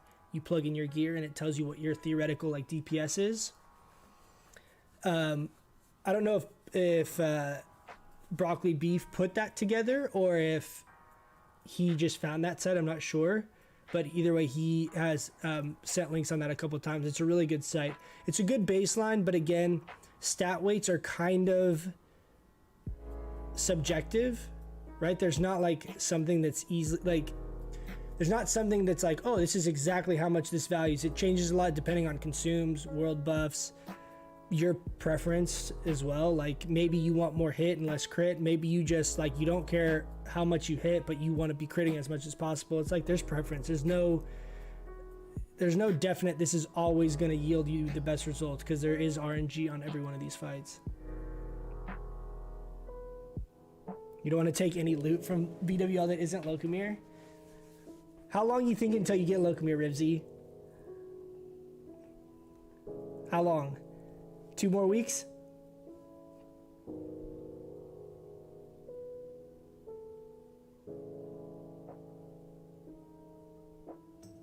I'm at 5% hit, not counting the belt slot. Would you use Angelisa's grasp? If I was at only 5% hit, I probably would. Nacho, another thing you can do too, like I was saying this early on in the stream, is the way I think of itemization is based off of like what I know our clear speeds are in like my group. You know what I mean? So if you guys are clearing it way faster or slower or whatever the scenario is, it's hard for me to say because every raid is a little bit different as far as how difficult or how easy it is. How many people have world buffs? Do you have world buffs? Just whatever your raid environment is. What I suggest doing though is having someone raid log. If no one in your group is raid logging, you can do it. I don't myself, I'm not the one that's doing the raid logs, but I know it's relatively easy. You like download the add-on and like you push a button and you just upload it. It's like you set it up and then it's like pretty straightforward. But the raid logs are a really good way. Like forget my parses, forget like parses compared to everyone else. It's a really good way for you to benchmark yourself. So your raid group, your squad, the guys that you play with, figure out how you're doing 1 week and then, you know, swap your belt. Okay, I'm going to run 8% hit this week instead of 5% and see how you do compared to the fights, because there's so much data on those logs that that's like the best way, honestly, to figuring out what's going to work best for you. You just basically have like a week that's like you're like testing out some new shit and see if it sims better for you, if you enjoy it better, if you do more DPS. Like maybe you throw on another belt, everything is basically the same, and you do 10% more DPS on every single fight. You're like, okay, I'm gonna use this belt for the rest of the time. But again, it's hard for me to say because every raid, like the kill times are a big factor, and like consumes and like how much DPS your raid's pulling, what kind of debuff slots you have, things like that are all like variables that kind of contribute to all that, you know what I mean? So it's hard for me to tell you for sure this is exactly what's going to be the best case. I just realized y'all's names are orange like druids.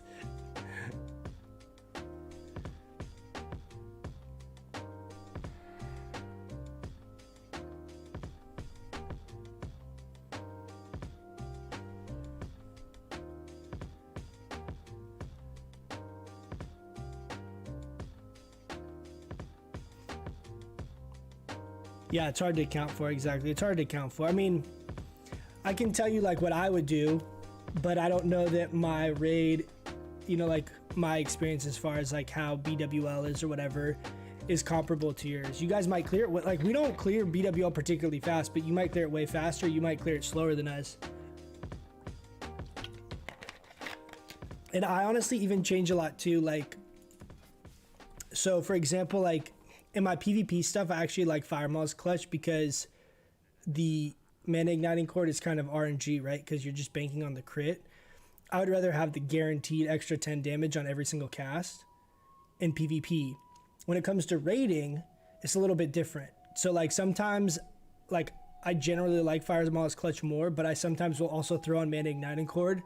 But every single time I raid is not necessarily always exactly the same gear. Sometimes I just swap stuff around just to kind of like try some new stuff or test stuff out. So I would kind of do the same, and the easiest way to kind of test your own baseline is your logs each given week, and then just changing stuff like one piece at a time or a couple pieces at a time. Don't make too many changes all at once, because then it'll be hard to figure out what's contributing to like what's a benefit or what's like actually DPS loss or whatever. So do like piece by piece on different fights where you can actually kind of compare, you know, last week to this week and pull them up side by side, see how you did. I definitely rock Angelisa's goal is like 10 to 12% hit. Yeah, I mean, I agree. Angelisa's not bad, dude. And it has a lot of stats on it too. How much does it have? I thought I remember it having like a bunch of intellect. What's off Chromagus? Yeah, 20 int. Yeah, I mean, this is a really good piece. It's like kind of deceiving because it's like 2% hit. It's like, oh, it's not that much damage. But you should look at the 2% hit as it's saying like 24 spell power, right? If it said 24 spell power on it, you'd be like, okay, well, it's got 20 int on it. That's a shitload. Like maybe I'll use this on some fights.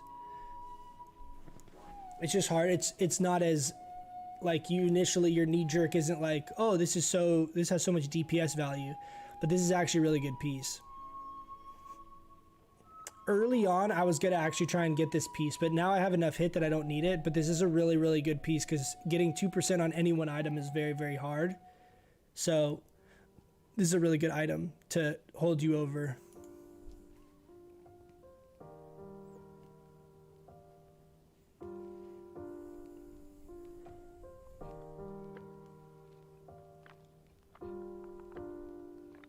Yeah, good examples that speedrun guilds clearing in 20 minutes. Healers, parsers are trash because they're barely healing anyone. That's true. Yeah, it's true. Yeah, there's a lot of variables. It's hard to say like universally this is the case. Can you get those shoulders off the H or are they BOP? They are BOP. They're off of the summonable raid bosses. So the raid bosses, the dukes, the 5-man bosses have BOEs that they drop. The drops off of the raid summonable bosses, the lords, those the greater windstones are bind on pickup. All the items are bind on pickup, so you can't trade them or anything. So you have to be there. It's the same thing too. Like if you master loot it to someone, you can't trade them within the raid over 2 hours. Like that doesn't exist because it's not in the raid. So it's like literally whoever loots it, whoever gets master looted to, they're bound right there. There's no trading after the fact or anything.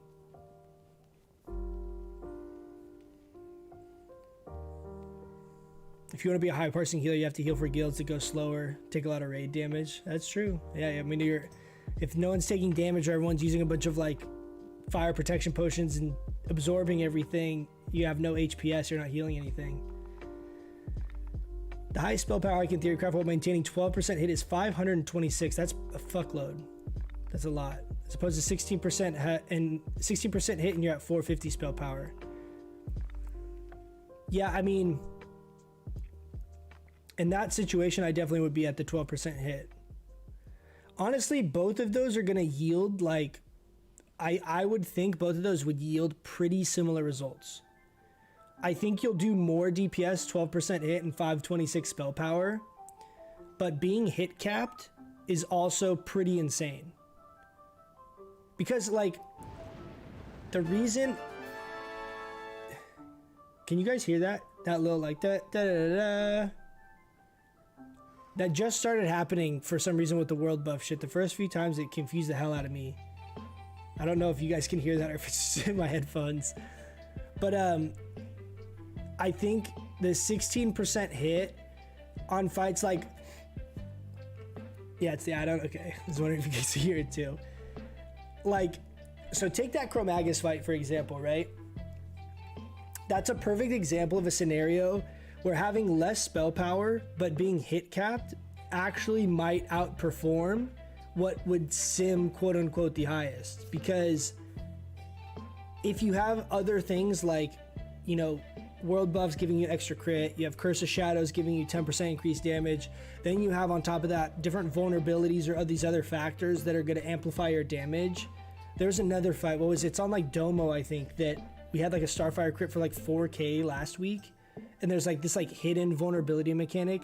All of those things, if you miss, you're taking 0 of the value of all of those effects. It's literally you're gaining nothing. So even though you're getting less damage, if you're hitting every single cast in the fight as opposed to getting 1 or 2 misses, the damage that you're gonna gain because those 1 or 2 misses that you're not getting are so amplified in their damage actually will yield you more damage.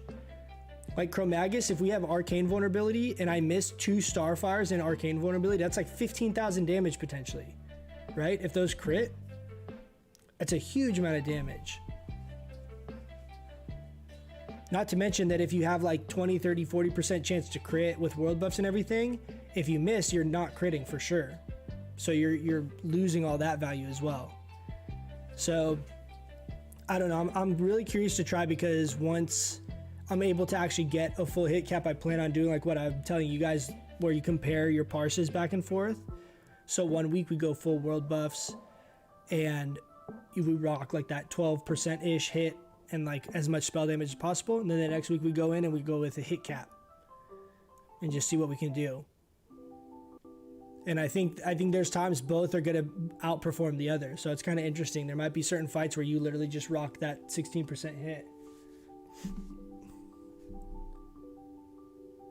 Give me 1 sec, guys, to respond to this really quick.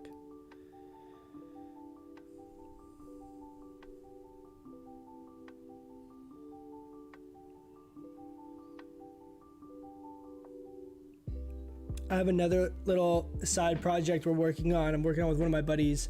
So there's all the stream music, right? Like stuff that's like not copywritten. But this stuff, I'm getting kind of like bored of listening to the same stuff. So I'm working with him and we're trying to put together a no copyright stream viable playlist on Spotify. So we have some more music to listen to so YouTube doesn't mute all my videos. We'll see, hopefully soon. I don't know how long that's gonna take, but we're in the middle of kind of working on it.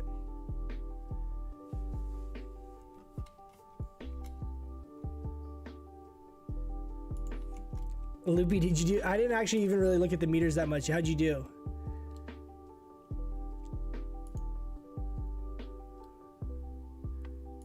Let's do overall. Is this for the whole raid? Why? This seems really low. 51,000 damage? That's not right.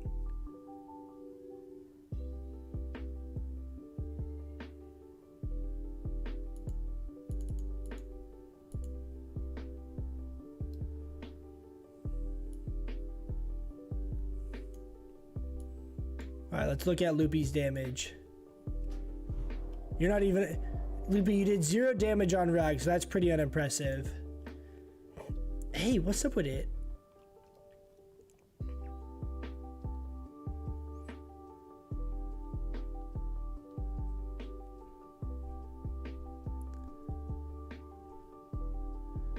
Okay.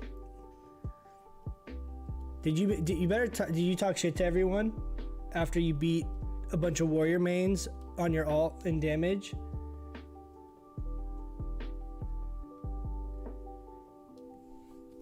Can you take a look at the TBC talent tree while you're waiting for Q? Yeah, I can pull that up in 1 second.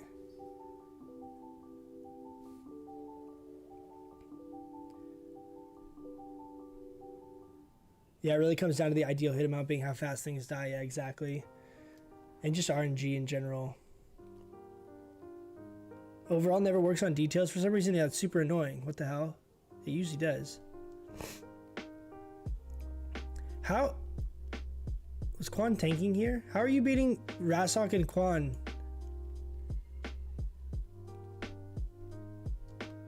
Are you cheating? Yes, I use J all raid.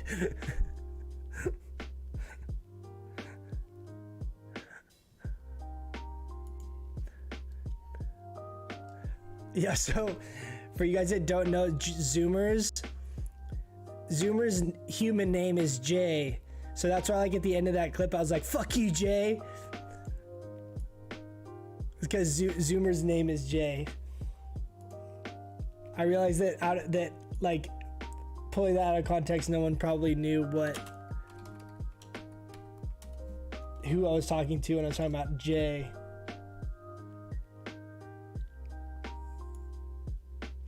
I'm grabbing a talent calculator, 1 sec.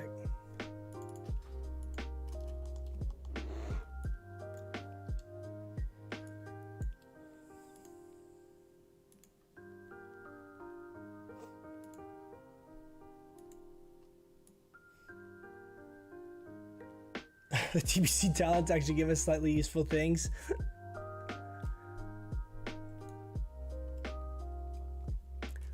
Yeah, okay, look, I'm actually super hyped. So I think we're basically gonna have like the same setup we do now though, and go down into, it's called intensity, but reflection. All right, hold on, can I move this to the side? I don't want to miss the cue. Let's move it to the side. So that way I can still see the little thing if it pops up here. All right, so let's go through hypothetical new BIS build.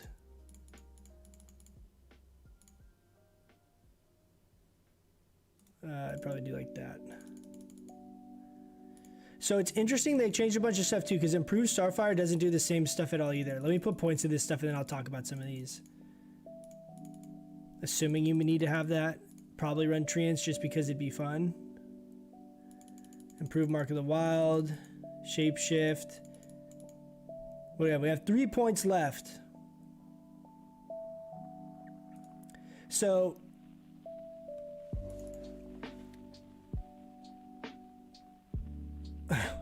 fuck is this tree? This is TBC. This is TBC Balance Druid once we actually get some pretty cool stuff. So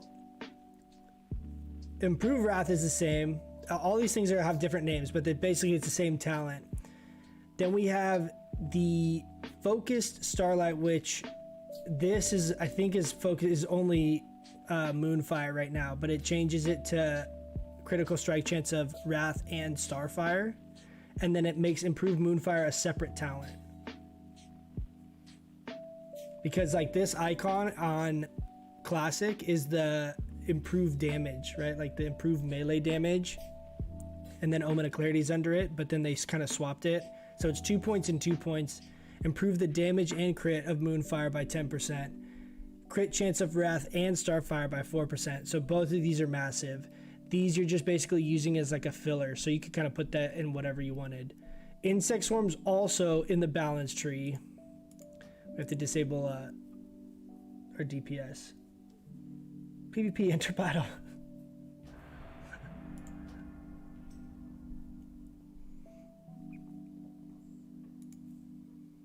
I can pull up those. I can pull up the talents after this, though.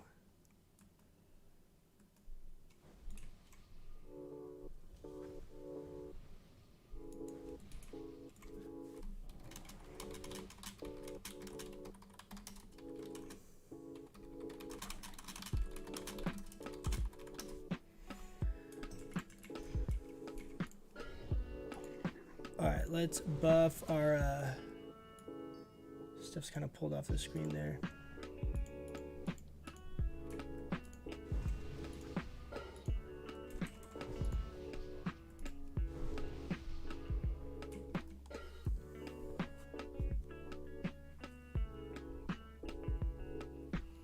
Yeah, quick glance at my specking game. I'll show you the other trees first. This is what I have in Resto.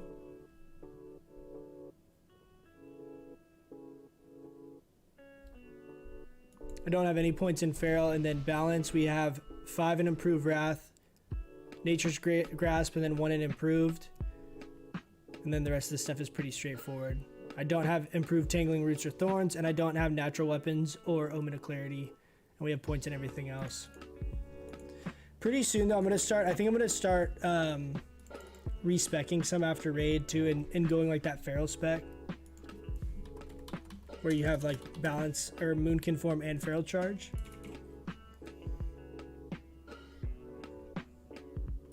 I love that Moonkin's at 3% hit to melee and range targets. I know with the improved Fairy Fire, it's really interesting because like I don't remember that at all back in the day. I'm curious how much people are gonna min-max, and like, because think about it, that's all the way deep in the balance tree, right?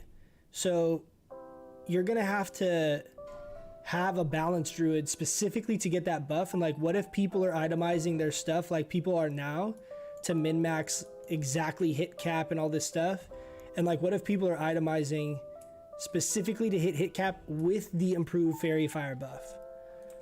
So like is balance going to be this like required class almost because so many people are trying to just root this guy, see if we can get the quick cap. Oof, still got it off. Okay, we're gonna toe up. Oh, Starfire stun, down rank. Let's go, get the fuck out of here. 622 Wrath feels good. Starfire stun again, 602, down rank the Moonfire. See ya.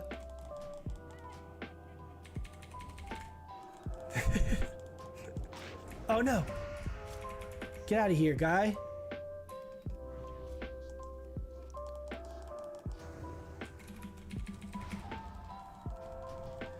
Rooting the rogue. Can we get this? Oh, he feral charged me. We got him. I'm keeping him rooted. Oh, did he blind him? What did he do? Oh no. He blinded the warrior. Did we get it? I didn't get it. I'll get it. Don't worry, guys. I got this. Did you guys know this? That the Moonkin animation, you just statue the shit out of everything. You literally just don't move.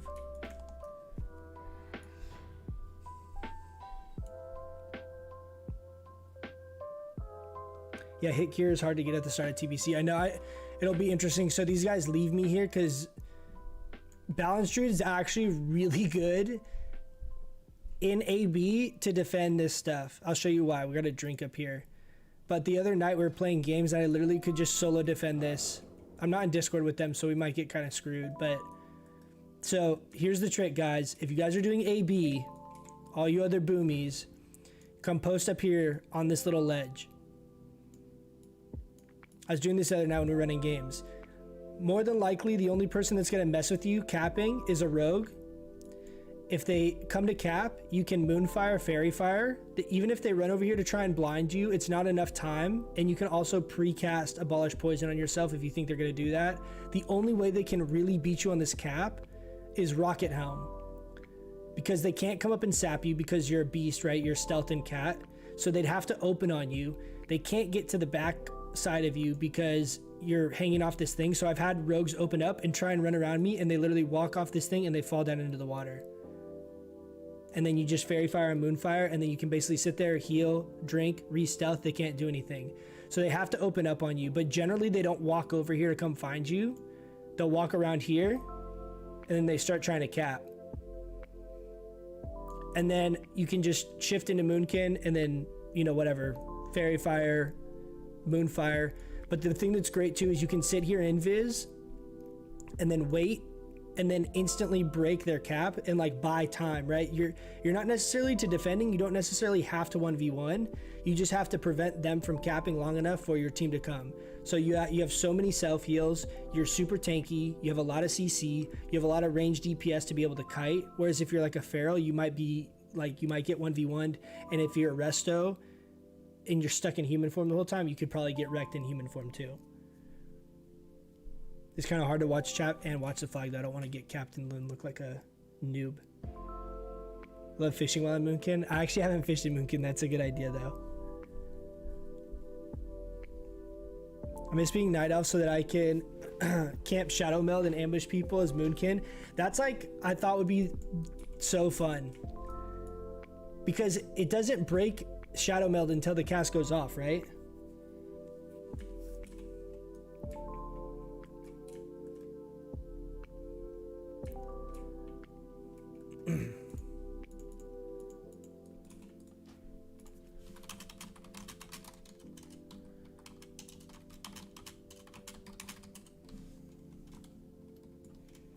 See if I ask this rogue if he can come sit so that we're not just sitting here defending. He said next death.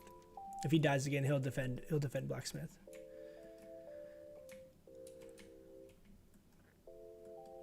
Sharing is caring. Take turns. No one wants to sit and defend the whole time, but honestly, like if you're playing with any of your buddies, Balance Druid is amazing at Arathi Basin. Because you can kite like crazy. You basically have all the same healing Resto does. You're itemized for it, right? Because you're wearing like all caster gear.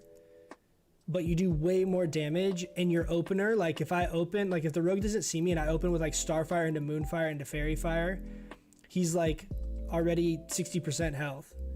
So the chance that he can 1v1 me is pretty slim at that point, as long as I play it smart. Does Mo get to sit here? I think Mo's leaving.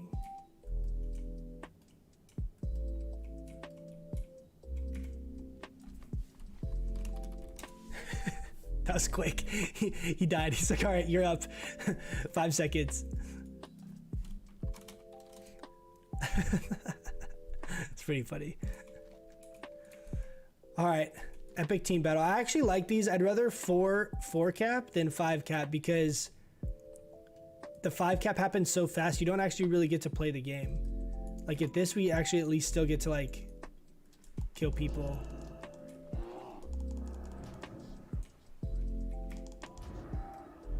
Okay, oh. Okay, we gotta go on the Holy Pally here, otherwise he's just gonna be free casting. Watch this Starfire, downrank Moonfire. Chunked. Mage. Oh. Oh, it's a Moonkin! Nope. Not today, kid. Not today. He's pretty low.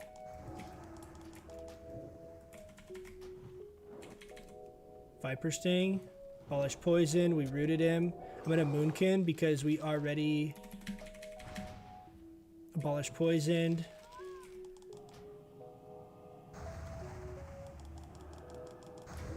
Oh no, you resisted Starfire. That sucks. We might die here.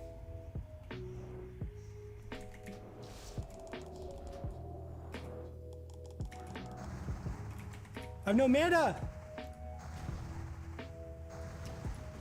He's dead. Yes!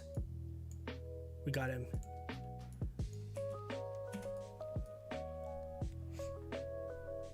That Starfire resist feels really bad. That would have been... I think I would have been able to 2v1 him if that didn't get resisted.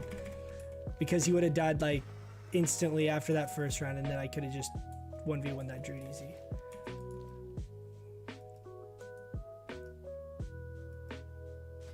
Can't... What if that was like an unwritten rule? It's like if you see another balance druid, you don't attack each other, you just go up and just dance with each other. Like even if that means both of you dies, you just slash dance. Alright. We gotta get this guy.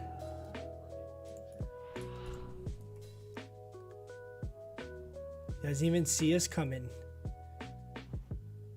Ready? Bah, bah, bah. Insect swarm, moonfire. Bah. Downrank moonfire. Oh, he got away. Ugh. Shit. This hunter's trucking. No, heal.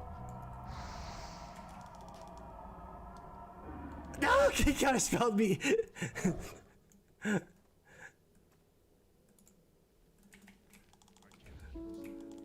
I'm still kicked. Just gonna root this warrior. Starfire this one. I wonder if we killed that druid. I had a lot of bleeds on him. Starfire stun. Nice, dead. Mage zoom. Go ahead and root the warrior.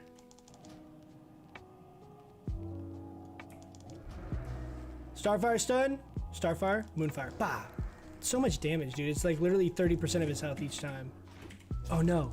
This is bad. I'm in human form. He should kill me right here. Yeah. He just chained kidney. I can't do anything. That's the only downside if you like don't, if you're like shifting out to heal or whatever, if I get caught in human form, that's exactly the reason. Like people will say, what about playing like the balance setup where you don't have Moonkin form? Unless I have my PvP trinket on, it's guaranteed I die unless the rogue like sneezes in the middle of his opener and hits the wrong button or something. It's a guaranteed that I die in a rogue opener. I never will survive that. In human form. In Moonkin form, you can. You have enough armor that they can't kill you in like one combo. But in human form, you get wrecked. So it's like, I feel like against, like unless you know it's coming and you're sitting there in bear form, which like I feel like you're not going to be doing that, because like in that BG for like that exact scenario, why would I be sitting in bear form there? Like just sitting in bear form doing nothing. You're not off healing, you're not DPSing. So like at least in Moonkin you actually have like all this other utility. You can still root, you can still Starfire, Moonfire, Wrath, Fairy Fire, Hibernate. Like you can do all this other stuff and you have the same armor.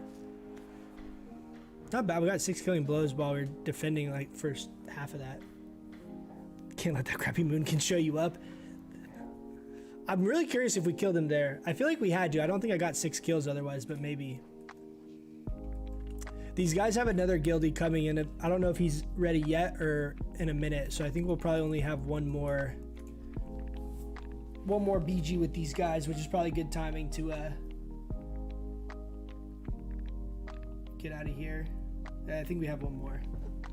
Couple guys are hopping off, so there's probably room for the other guildies.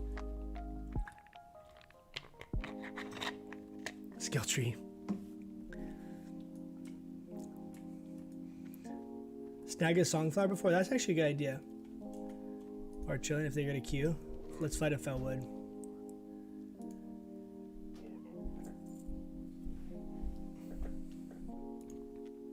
Okay. While we're flying. Okay, so we got to the second row. These two are really OP.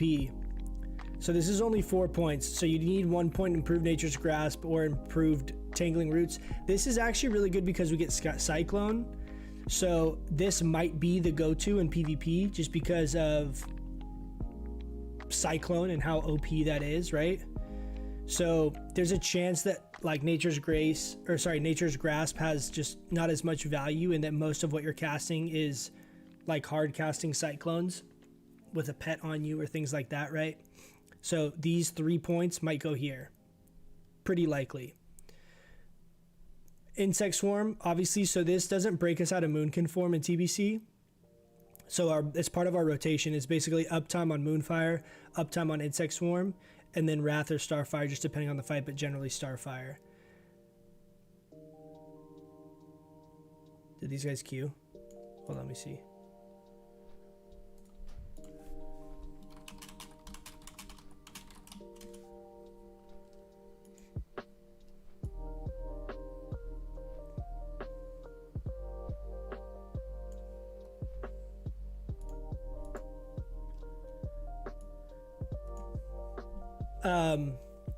And then you have Nature's Reach, which is kind of just the go-to because of the range on it. Brambles increases damage by thorns and entangling roots. It's whatever. I think you probably will want one of these. So like if I'm doing like a straight PvE spec, then we'll probably take this, because I would guess that improved thorns is probably pretty significant, but we'll have to see. I don't have that much. This is not a super valuable talent right now. It's definitely increases the damage of thorns, but the damage of thorns is really negligible, all things considered. Then we have Vengeance. It's a critical strike damage bonus. It's the same as it is right now in Classic. This is actually really interesting though. So Celestial Focus is the same as, it's the slot for improved Starfire. It's only 3 points though.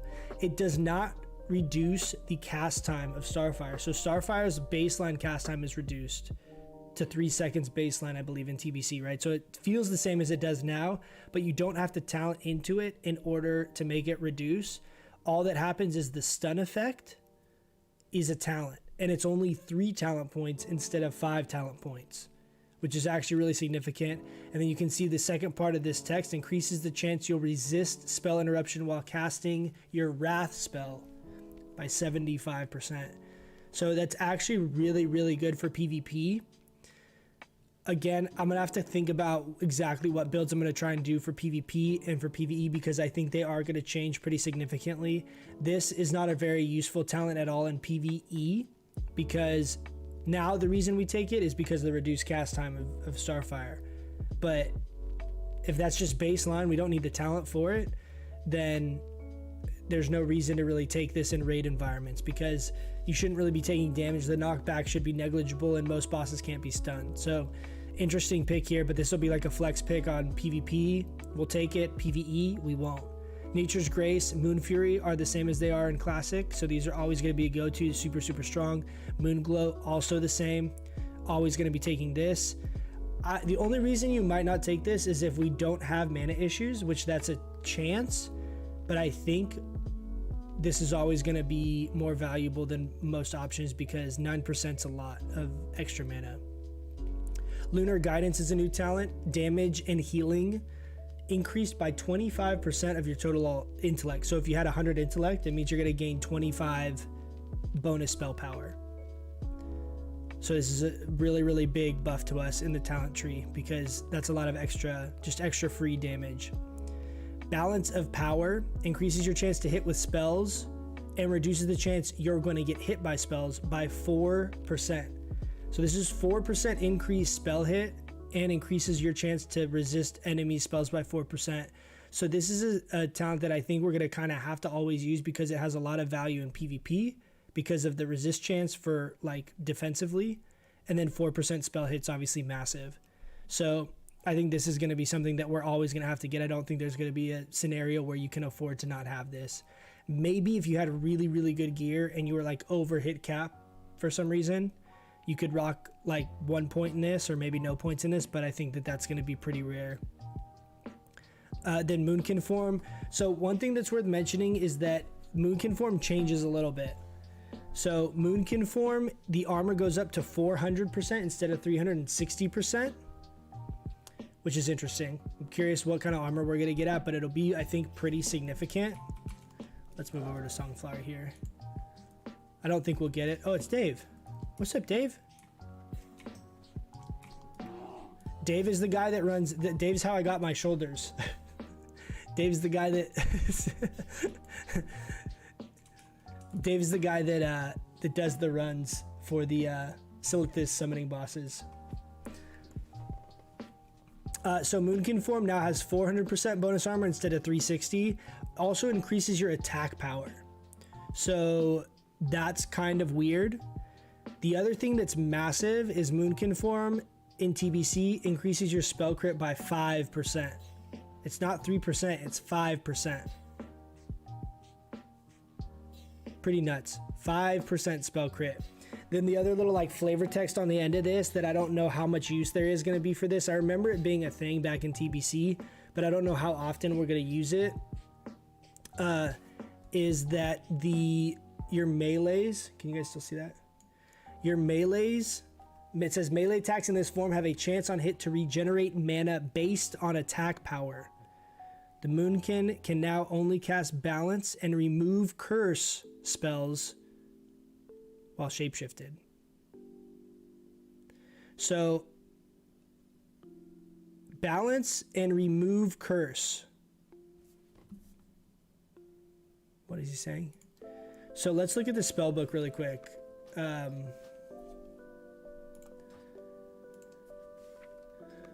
Oh, doesn't pull up. Let me widescreen for you guys.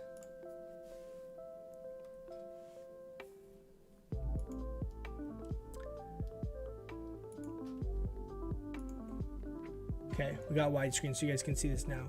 So balance, we still have hibernate, we still have thorn, so we have all of the abilities should be the same with the exception of remove curse, which is in the resto tree. So this is considered a restoration ability. I don't know if we can do abolish poison.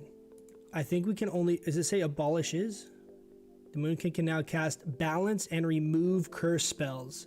So I don't think we can abolish poison. I think we can only remove curse. What? World starring. World star. World star. So, but either way, that's a big change. The remove curse thing is big. 5% spell hit is big. What I remember back in the day is that if you had scenarios where you went out of mana, you could swap on a melee dude. I'm trying to read and do this. You could swap on a melee weapon and go up and auto during the fight, and you would regenerate some of your mana back. I specifically remember this on Gruul's, like Gruul's Lair. You could go up in melee if you went completely out of mana, and then you'd be able to get your mana back up. So I don't know if there's going to be some kind of melee weaving option with this, like that wasn't really teased out, in original TBC. But it's cool that we have bonus armor, we have 5% spell crit instead of 3, and then we have all these other kind of like little like quality of life, weird little nuanced things that they're adding to it, because there's going to be scenarios where you're going to have uses for these where they'll be useful, like the meleeing in Moonkin form to get mana back will have certain situations that it's actually helpful.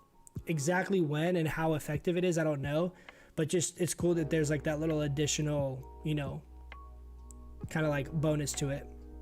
Now, Dream State is basically a shittier version of what we have right now in Reflection. It's 10% of your intellect, mana equal to 10% of your intellect every 5 seconds while casting. So it's the same kind of thing like a mana regen while casting talent. But it's great because we have this in the balance tree, and then we can also get down here and get the same thing out of Resto and really stack that mana regen.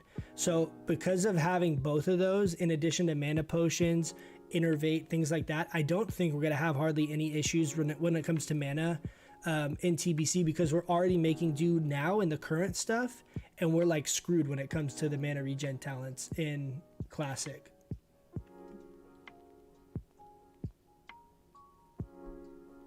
Yeah, it's crappy, but you have the reflection points. It's called intensity, but yeah, the same talent here as well. Then on to improve Fairy Fire. Your Fairy Fire also increases the chance your target will be hit by melee and ranged attacks.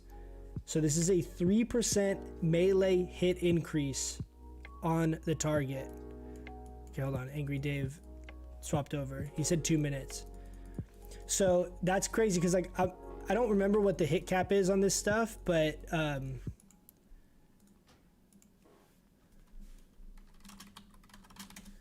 3%'s a lot. I mean, that's a huge amount. Like a lot of classes have different, different hit talents now that are kind of added in, but 3%'s massive for your entire raid. It's a ton of value. So like maybe later on you don't need it as much, but early on the first few raids, it's going to be huge because it's going to be hard for everyone to be getting hit capped. And I'm really curious to see how people gear because that might be an expected debuff slot in most raids. I could see like that's so much value because you have to think about that. Like 3% hit very easily could be the equivalent of like 1 or 2 items that people are able to use because they don't need that hit, right? Like that have more optimized offensive stats. And you have that times all of the melee DPS in your raid is a huge amount of DPS value. So whatever the variance is, if you're gonna argue like Moonkin's not the strongest DPS, you add up all that damage across all of your melee for having improved Fairy Fire, and all of them are itemized like appropriately, anticipating that is a huge, huge, huge DPS gain. Hey, playing with Krebs, and we're doing some BGs right now. We got full AB pre-made right now.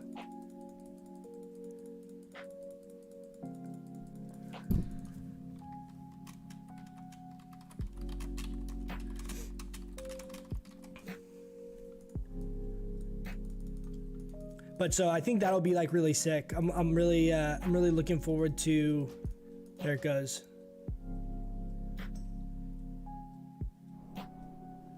Songflower. There it is, boys. There it is. Okay, I'm gonna sit stealth in here now and make sure no one comes up and like dispels us. Hey guys, say hi to Angry Dave. Sup, stream?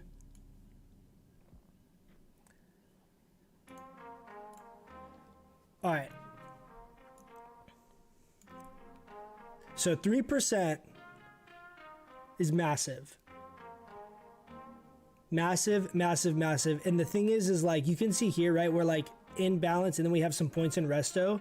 It's going to be really hard to get improved Fairy Fire if you're not a balanced druid and not sacrifice a ton of other stats. So this is like a specific, it's not like a feral druid can spec and get improved Fairy Fire the same way, right? Like this is a specific thing that's only going to be value added by balanced druids on top of Moonkin Aura, on top of, you know, your battle res, on top of your innervate, on top of everything else. You now have 3% melee hit, which is going to be really nuts. So I think it'll be very, very common for guilds to want one druid, like one balanced druid in their raid because of how valuable that is.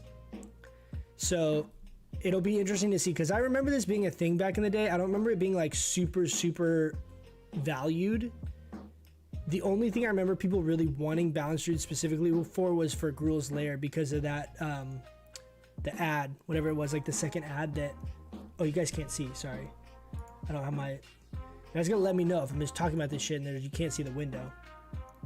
But 3% hit is like, what I was saying is down here, this is, I was using this visual aid to help illustrate my point that none of you guys could see.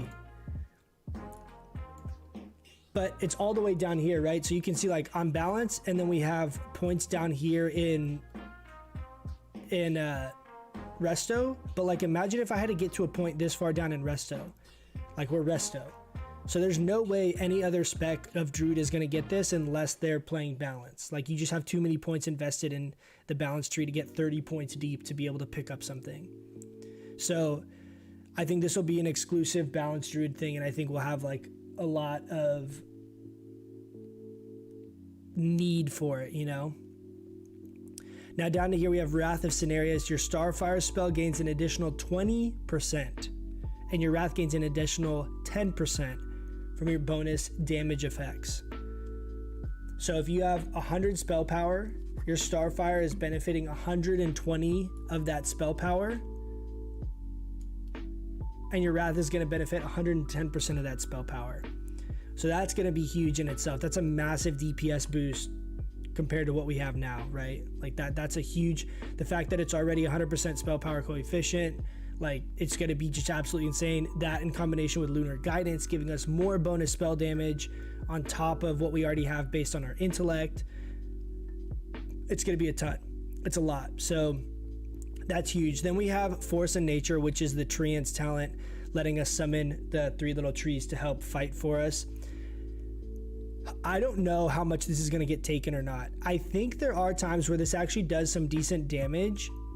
I also think that there's pruning on some of these talents you can do and get to some other breaking points that might be valuable in like a raid environment and in PvP if you can get down to like nature, or sorry, to nature swiftness. So like, let's do this for example.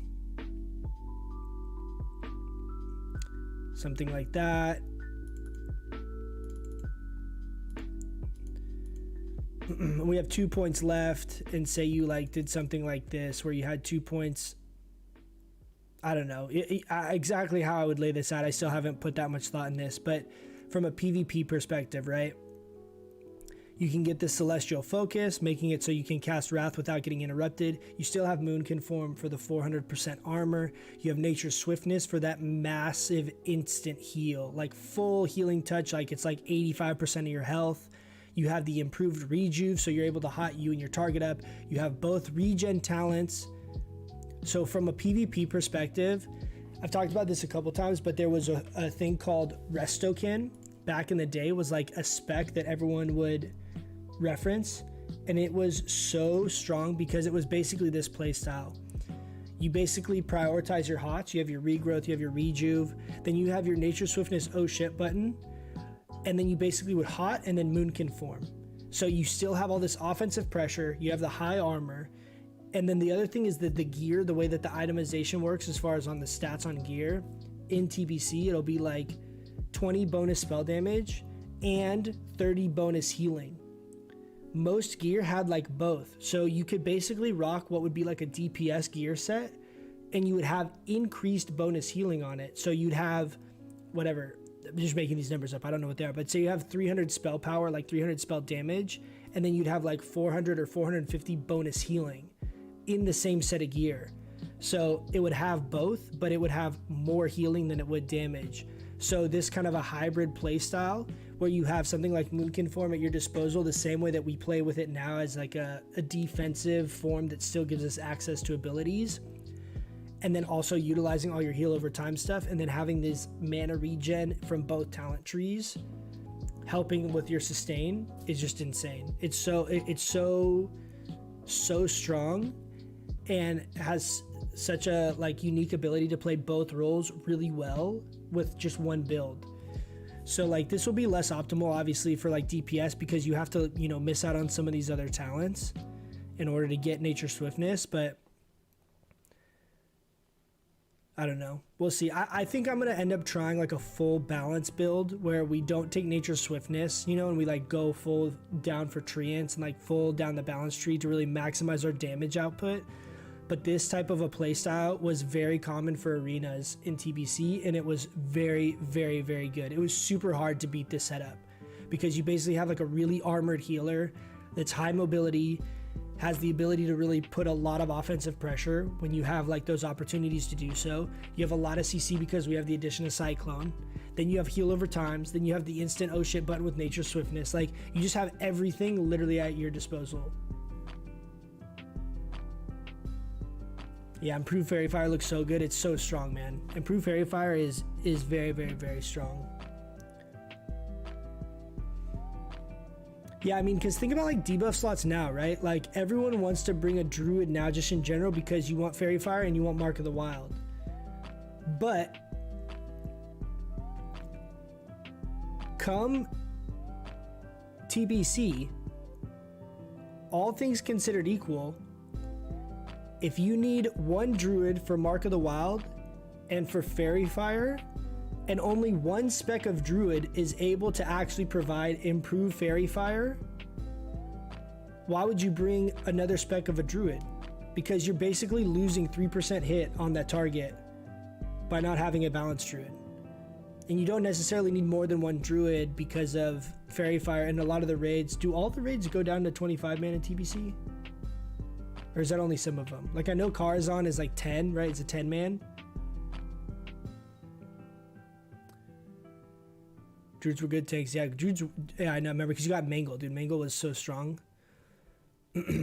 Druids are really good in TBC. Like we get a disproportionately big power spike in TBC from classic to most classes. A lot of classes get cool talents. We get a lot of love in TBC.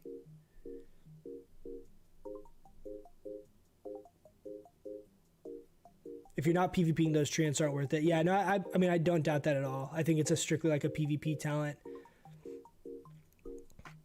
Rogue Moonkin domination in PvP. I know, dude. That is a really good comp. I just remember seeing all these druids in like the full, like, you know, like arena gear. You have to have like 2350 or 2250 or whatever rating in order to get the shoulders.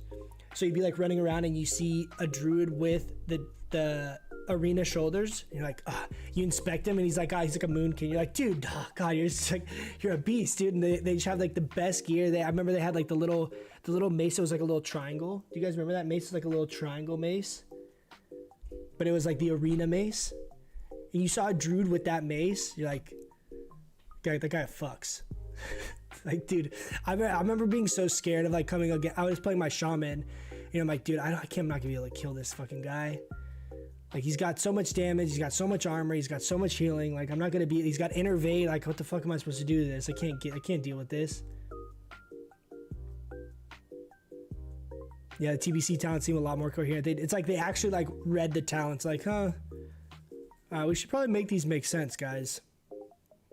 I really wish, honestly, if we had like up to like, not these two, like the rest of these were like this in classic, how different would classic be? It'd be insane. Enjoyed playing with my brother-in-law's druid. He did twos with him. Dude, I know. Druids are so good in twos too. I'm so looking forward to arena.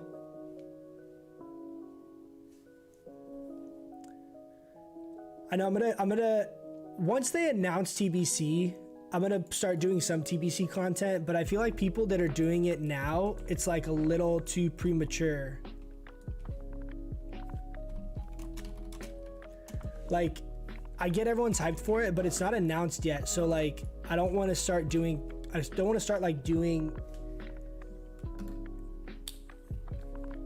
I don't know. I don't want to start doing TBC stuff until it's actually announced and we have like a date, and then I'll start doing stuff closer to it. Hold on, I'm gonna get some more water really quick.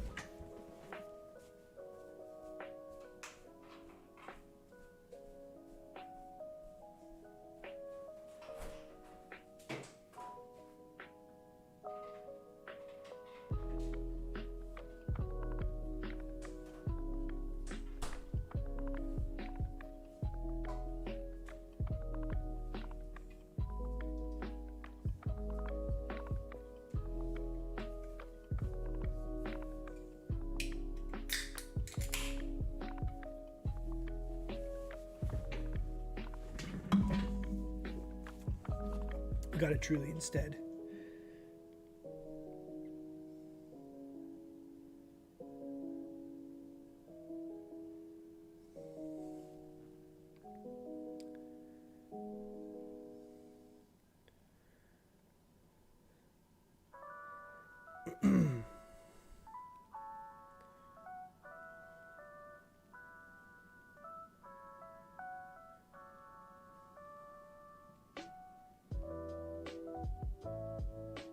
Sorry guys, give me 1 second.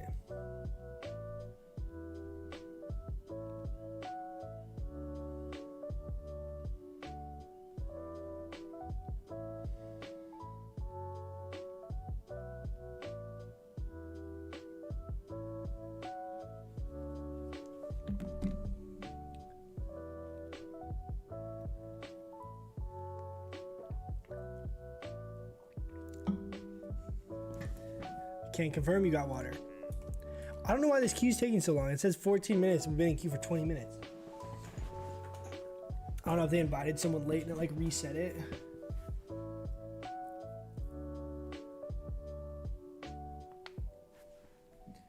But yeah, I'm looking. Oh shit. I'm looking forward to the TBC stuff. Is gonna be really fun. I think we're still gonna do really well in like Nax and AQ. I'm curious to see those raids because those are definitely gonna be a little more difficult. But I think we'll still do good in that stuff, being geared, you know, optimally and all that. Let's go see if we can find any punks out here.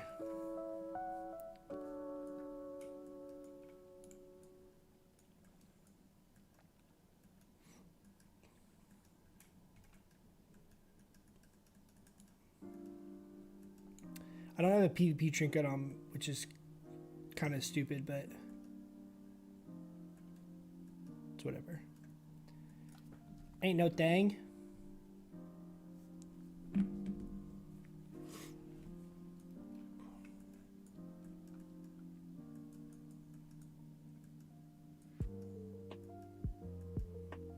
Guy said his Ultric Valley Q popped.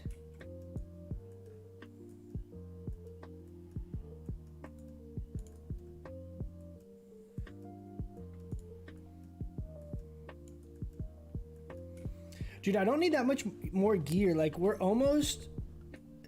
My hope is to get Biss out of Phase 4 in Phase 4. So that we hit Phase 5 and we're only needing to get, like, whatever the upgrades are. So we need Choker, I need Tier, I need Mish, and I need Cloak of Consumption. Those are the last 4 pieces I need. Cloak of Consumption would be the last of those, like, priority wise. Choker will eventually get, because we're next in line on that. So it's like mission tier, like the 2 big items. What do we think? Do we think people left or right? Do we think people are up here farming runes, or do we think people are up here farming, down here farming essence of water?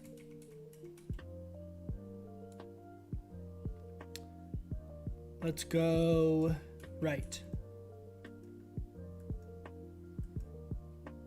Looking forward to Nax, something I've never touched. I know I've never done Nax either. That's like the biggest reason I'm looking forward to it too. Like, MC and BWL were easy enough that even if you weren't like in a raiding guild, you still got to kind of see them in vanilla. Like, it wasn't so difficult.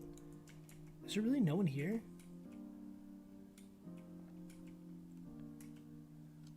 Should we kill these things? Get some free essence of water? Alright. Don't gotta tell me twice. I actually don't know if this is gonna kill these guys. I've never done this before. Let's see.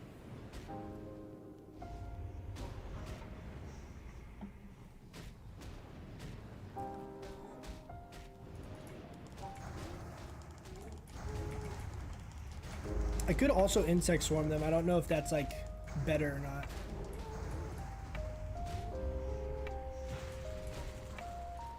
This is where Lockamere really gets its value, is just when you slap people at the end. I feel like I'm definitely gonna get killed by like a rogue or something here. Got literally nothing good. Should go for tier hard. I mean, that's the goal. So we have, the way we did the loot, I've told you guys this a couple of times, the way we have our loot is like, we go through the list and say like who's eligible to main spec stuff. We have basically balanced druid is in the same category as warlocks because neither of us get any hit in our talents. So we have the first 2 tiers are reserved to druids, balanced druids, or warlocks. So we've already gotten one that Zan got. So the next tier that drops, it's between me, Cormac, Cror. I think there's only 3 of us because I think we only have 3 warlocks right now. We have a new warlock that just joined, but like he's not gonna be in the same. He's not gonna be able to like roll against us when we haven't gotten any tiers yet. So it's basically a 1 in 3 chance that the next tier we get. But after this one, all of the fucking casters can roll. So we have to really, our odds have to be with us on the next drop that we get a tier. We got to get it this next time, because otherwise our odds go way down the next couple times it drops.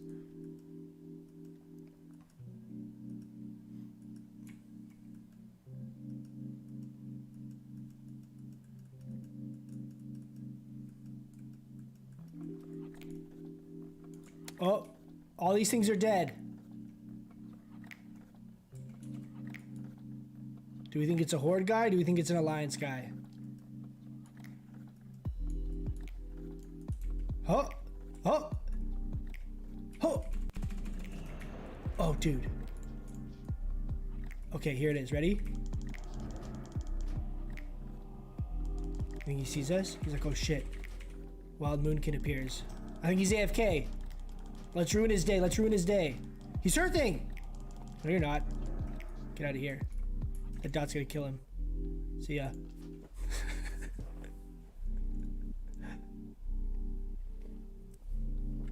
Is your raid tonight? Yeah, we already did MC, Matt. We finished MC. And then right as we got back to Ogremar, I was gonna end the stream, but we got invited to do some AB pre-mades. So doing a couple BGs. Just having some fun hanging out. Nothing exciting for Molten Core though. We got some good parses, but we didn't get any good loot. We only need the choker. Choker's the last thing I need at a Molten Core.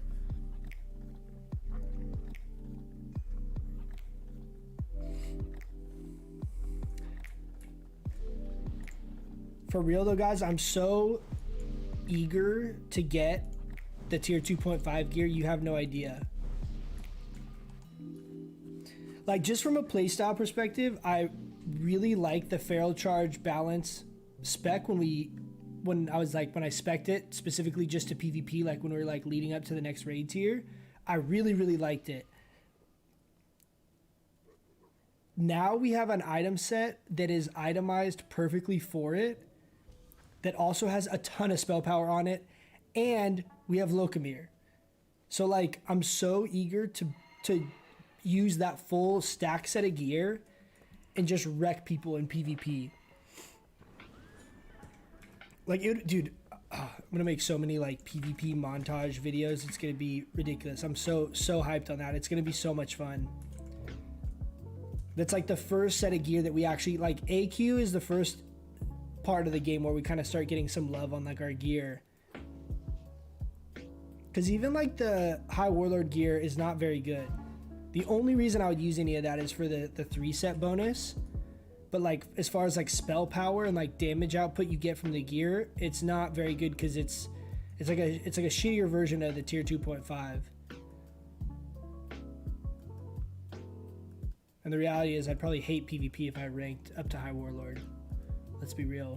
If you're gonna keep going to MC, try your hand at Ring of Spell Power. Ring of Spell Power is what I would probably put my next soft res at.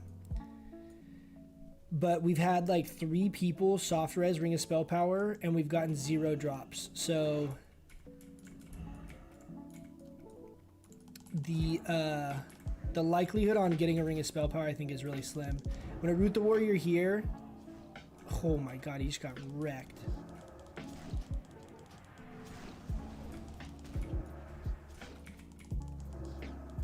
So what you guys see, like when I'm doing this, it doesn't show the down rank, but what I'm doing is I'm max ranking. Oh, power infused. Power infused. Go, go, go, go. Wrath, 1200. Down rank, see ya. Get out of here. Yes. Thank you, priest friend. Okay, we gotta go hard on the pally. Shit, these guys are on me. Frenzied regen, frenzied regen. Get out of here. Little noobs.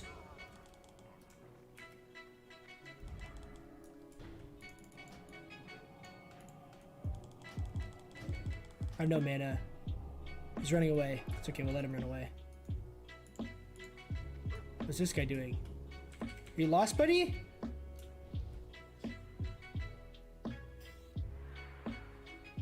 Oh, you can dispel the pally mount? Is that what just happened?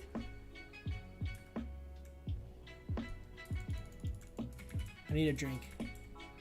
Did they just dispel the paladin mount because it's the class mount is a spell?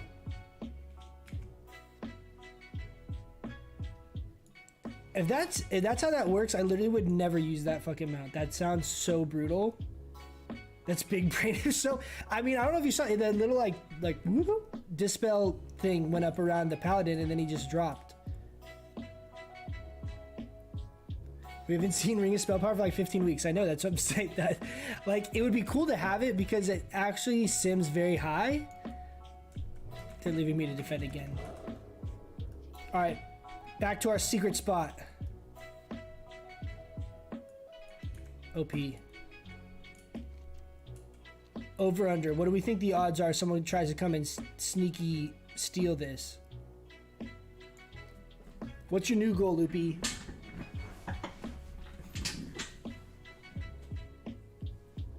Oh, they're far-sighting. You see that?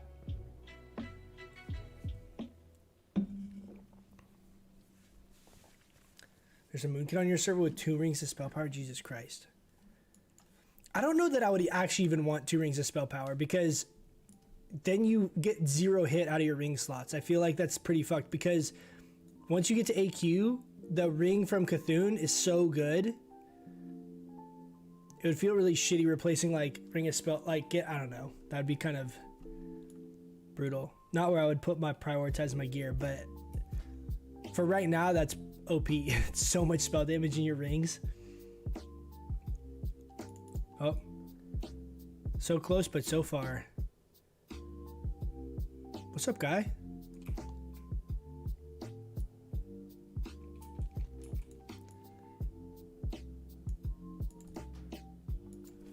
Let's ask this guy if he can.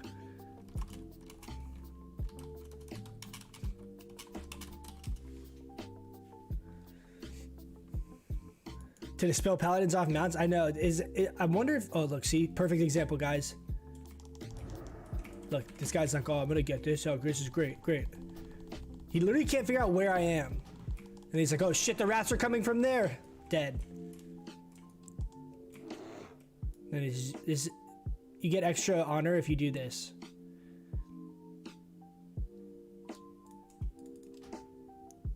See, but it's important. So if I starfired there, I don't think that guy would know where the fuck I was. Because he wasn't seeing me. He just saw he was getting attacked, right? And Moonfire and Insect Swarm just come straight down. It doesn't have like a direction. They can't tell where you're casting from. So that's the other reason it's good. If you're way over here on the side, you can still reach. And you can open with the Starfire. And if you get lucky with the crit, you can just like blow people up and they like have no idea what's going on. I wonder if that is the same. So let's see if we can target a pally. Oh. God damn it. Everyone's just left all the shit undefended. Oh, God, come on, guys. We're doing our part, though. See?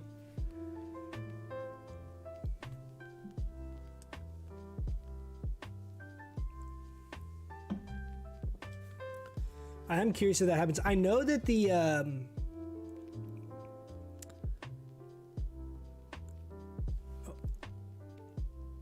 I know that the Pally mount does count as a spell because it like prevents you from the 5-second rule of mana regeneration, but I didn't know that the buff was a spell.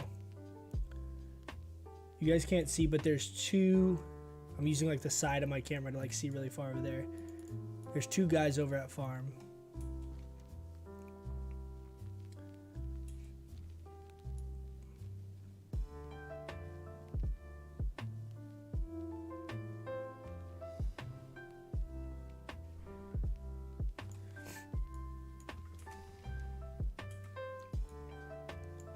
Surprised we haven't lost LM. I don't know what these guys are doing. Why are they leaving everything open? Just hold 4. Is this a pre-made we're against? No. It's a pug.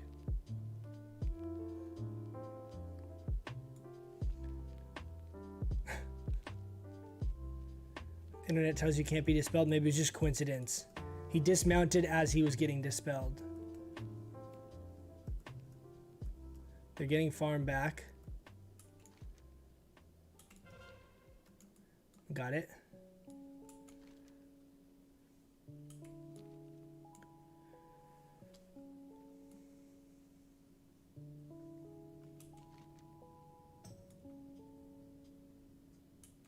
Okay, we have the 2 rogues are heading to mines.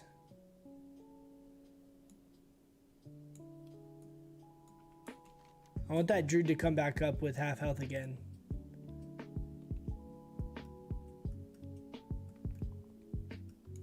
We still have Songflower buff.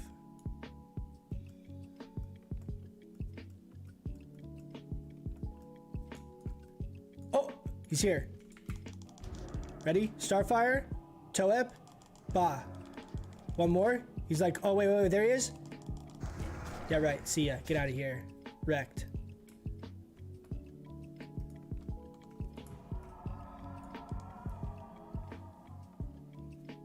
So this is what he's gonna do now. I've attacked him from right here twice. So we're gonna go stealth here, but then look, it's 200 IQ right here.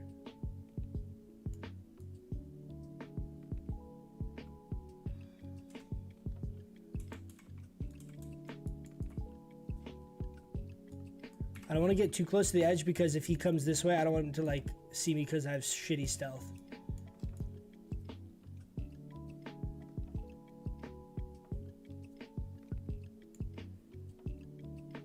Dude, Toe Up is such a good PvP trinket because the cooldown's so short. It's like you can use it, kill someone, drink, re-stealth, and then it's like up again.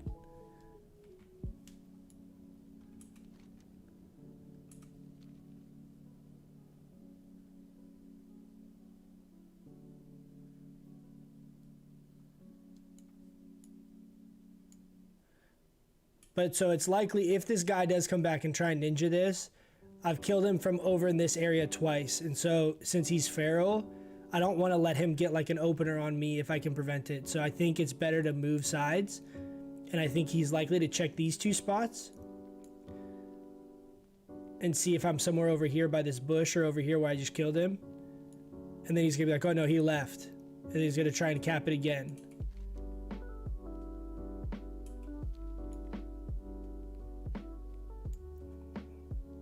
What was the guy's name? Was it Kai? Or was it different? Is there another druid? I don't want to look away for too long. He's gonna sneak up on me.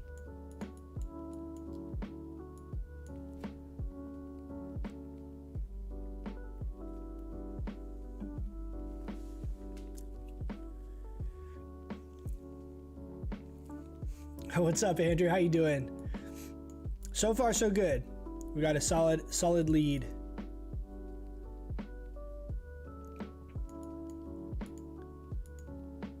I think it's that guy, Elvenwood. What was that? Oh, we capped the mine. Nice.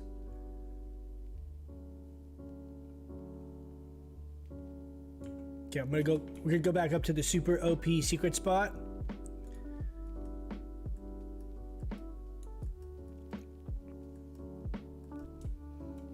Next time we'll do PvP and I'll set it up so that I don't have to like base it, because I know the basing is kind of boring for you guys probably. But it's actually a part of the game that is really necessary and ironically Balance is very, very, very good at.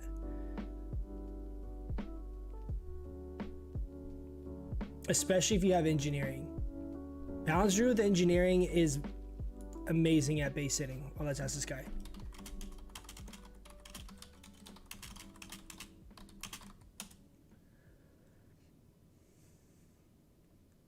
What are the most reliable and efficient ways to farm gold is Balance? I farm the rock elementals in Silithus sometime. Just got tailoring and engineering 300, so my money's hurting.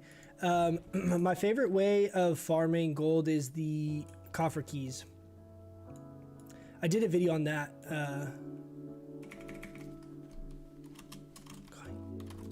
Nice. This guy said he'll come and defend so I can go kill stuff.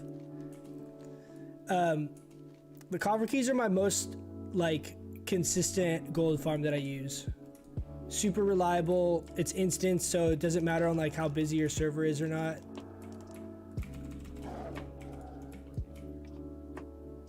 Okay, this guy flared. Is he gonna run away?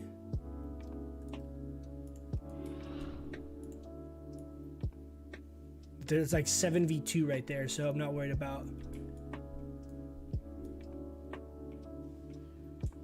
This is what you do. Hibernate the pet right off the bat. Oh, he resisted. Shit. Guy got lucky with a concussive shot. Bear. Whew. We got that bear off just before he was able to get that aim shot off.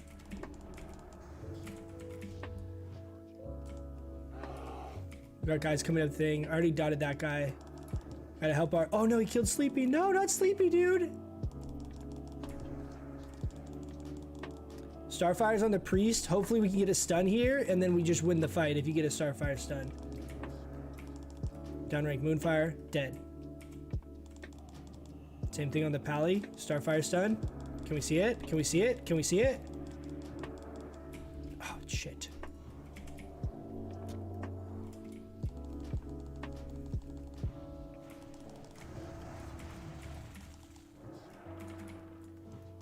Gonna innervate. Hibernate. Hunter pet. We unfortunately gotta resist. Gotta root the warrior here to help peel for the priest. Get out of there, priest guy. Get out of there. Shit. Root him again. That's how you guys peel. You gotta peel for the healers. Fairy fired this guy. So in these longer fights, if... He ran out of range of my Starfire. These longer fights, you don't really want to Moonfire a bunch because you run out of mana too fast. So it's kind of hard. You have to try and figure out how long the actual fight is going to take. Like, I don't even want to waste mana to shift into Moonkin right here. Oh. Because my threat of actually getting hit by, like...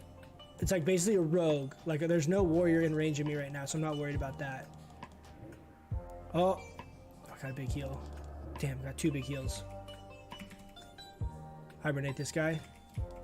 Pally. What's this Pally all by himself? Oh, shit.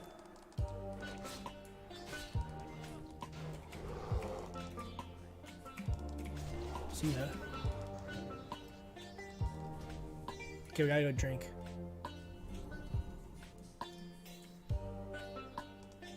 The shift and drink.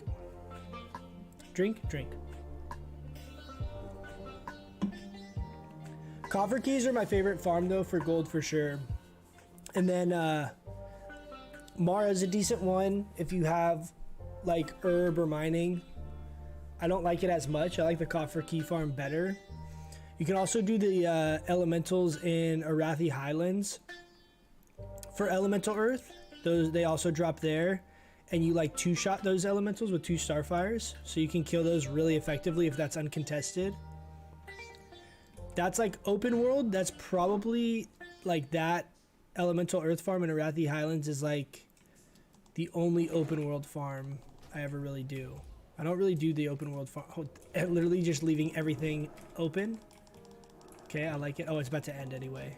Can we get a big crit on this guy? Starfire down rank. Medium crit. That was a medium crit.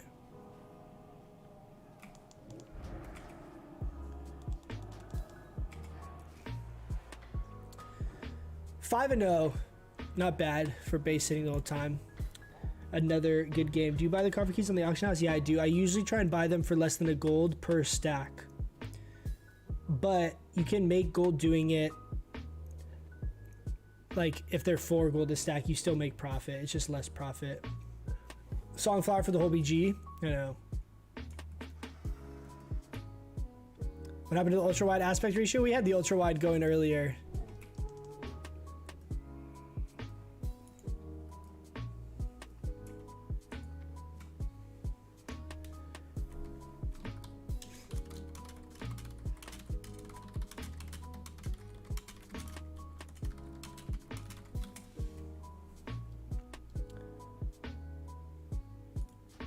All right, we're gonna I'm gonna hop off for the night, but I'm glad we got a couple of good BGs, couple wins in, some team fights, some OP base sitting. The ultra wide. You want to go back to ultra wide? Hit him with the ultra wide. Did you see the picture I posted in the PvP disc of what I would consider BIS gear? Yeah, I did see it, Rivsy. I didn't go through it in like super detail, but it looked solid. It looked, I mean, it looked a lot like the gear set I have right now with the exception of like mission tier. There's a couple pieces you had, I think they're from world bosses, but they're pieces I didn't recognize that I'm assuming are from world bosses. But yeah, I mean, it's like, it's shitty that our like BIS PvP gear, because the same as like the stuff I have now is like all cloth. I'm so hyped for that tier 2.5.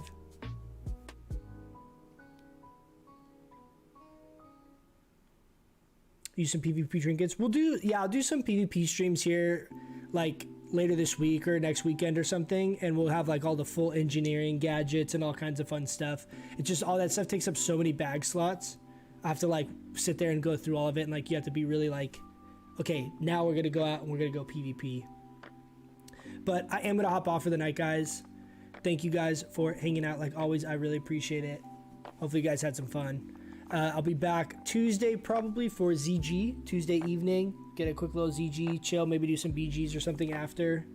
And then we got BWL on Thursday, same time, 5:30 Pacific PM. So, like always, thanks guys. I appreciate it. Have a good night, and I'll catch you guys in the next one. See ya.